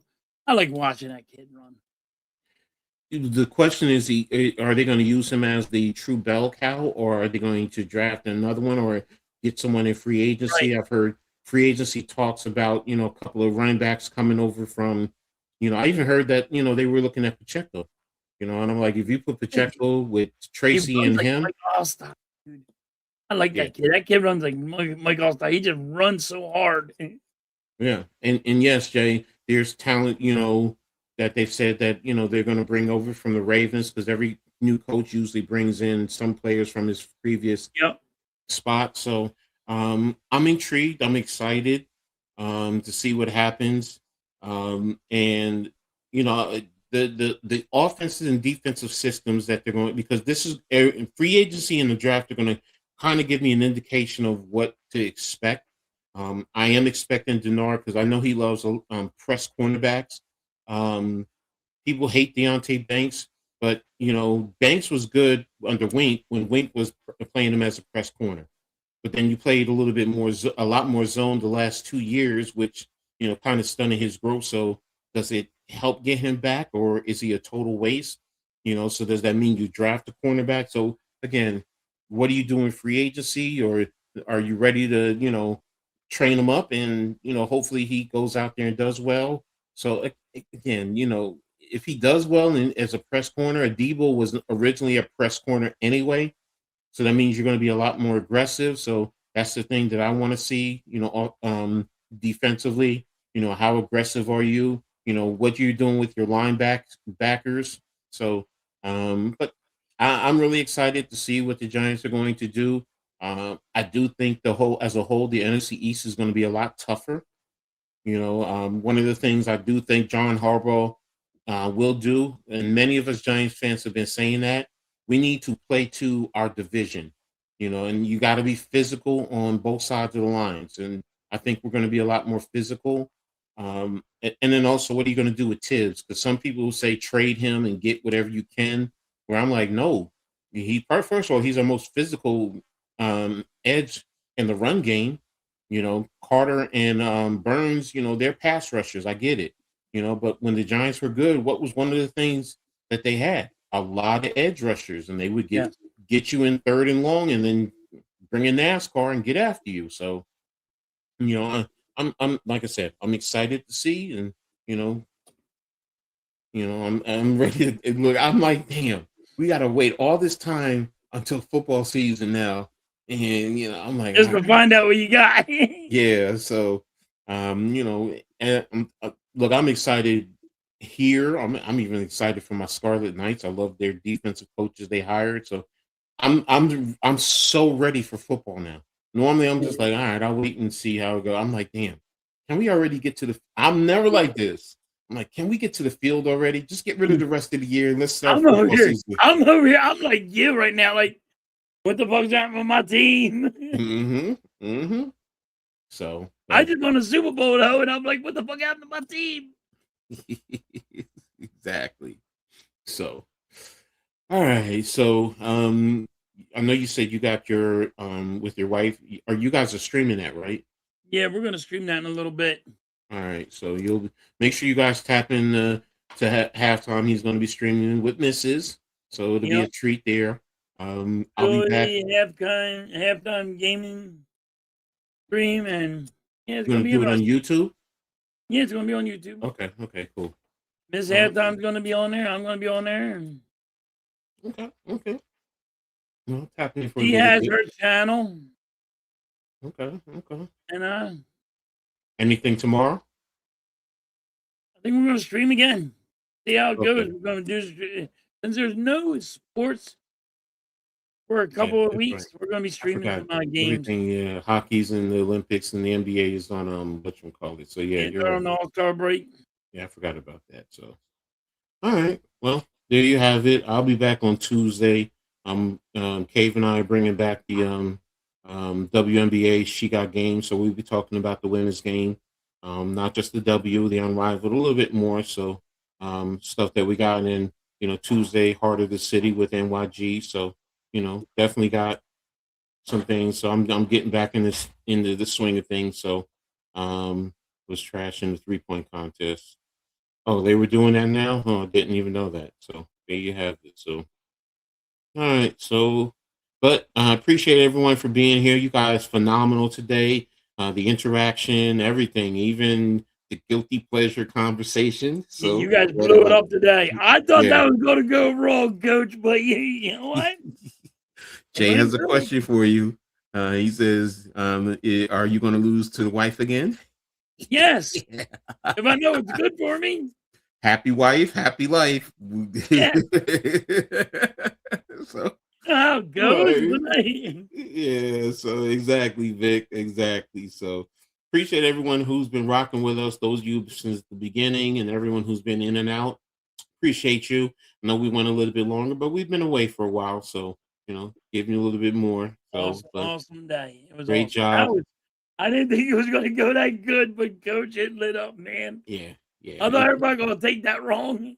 Nah, I kind of got it. So no problem, Blaze. Appreciate you as always, man.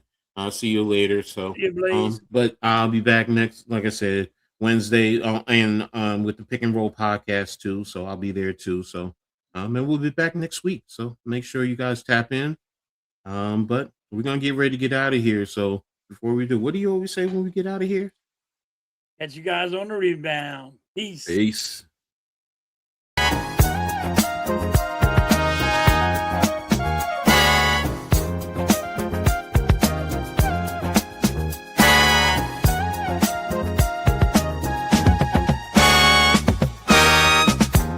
We gather round for the halftime chat. Old friends cracking jokes and talking stats. From life's little games to the greatest plays. Love and the stories from the old glory days.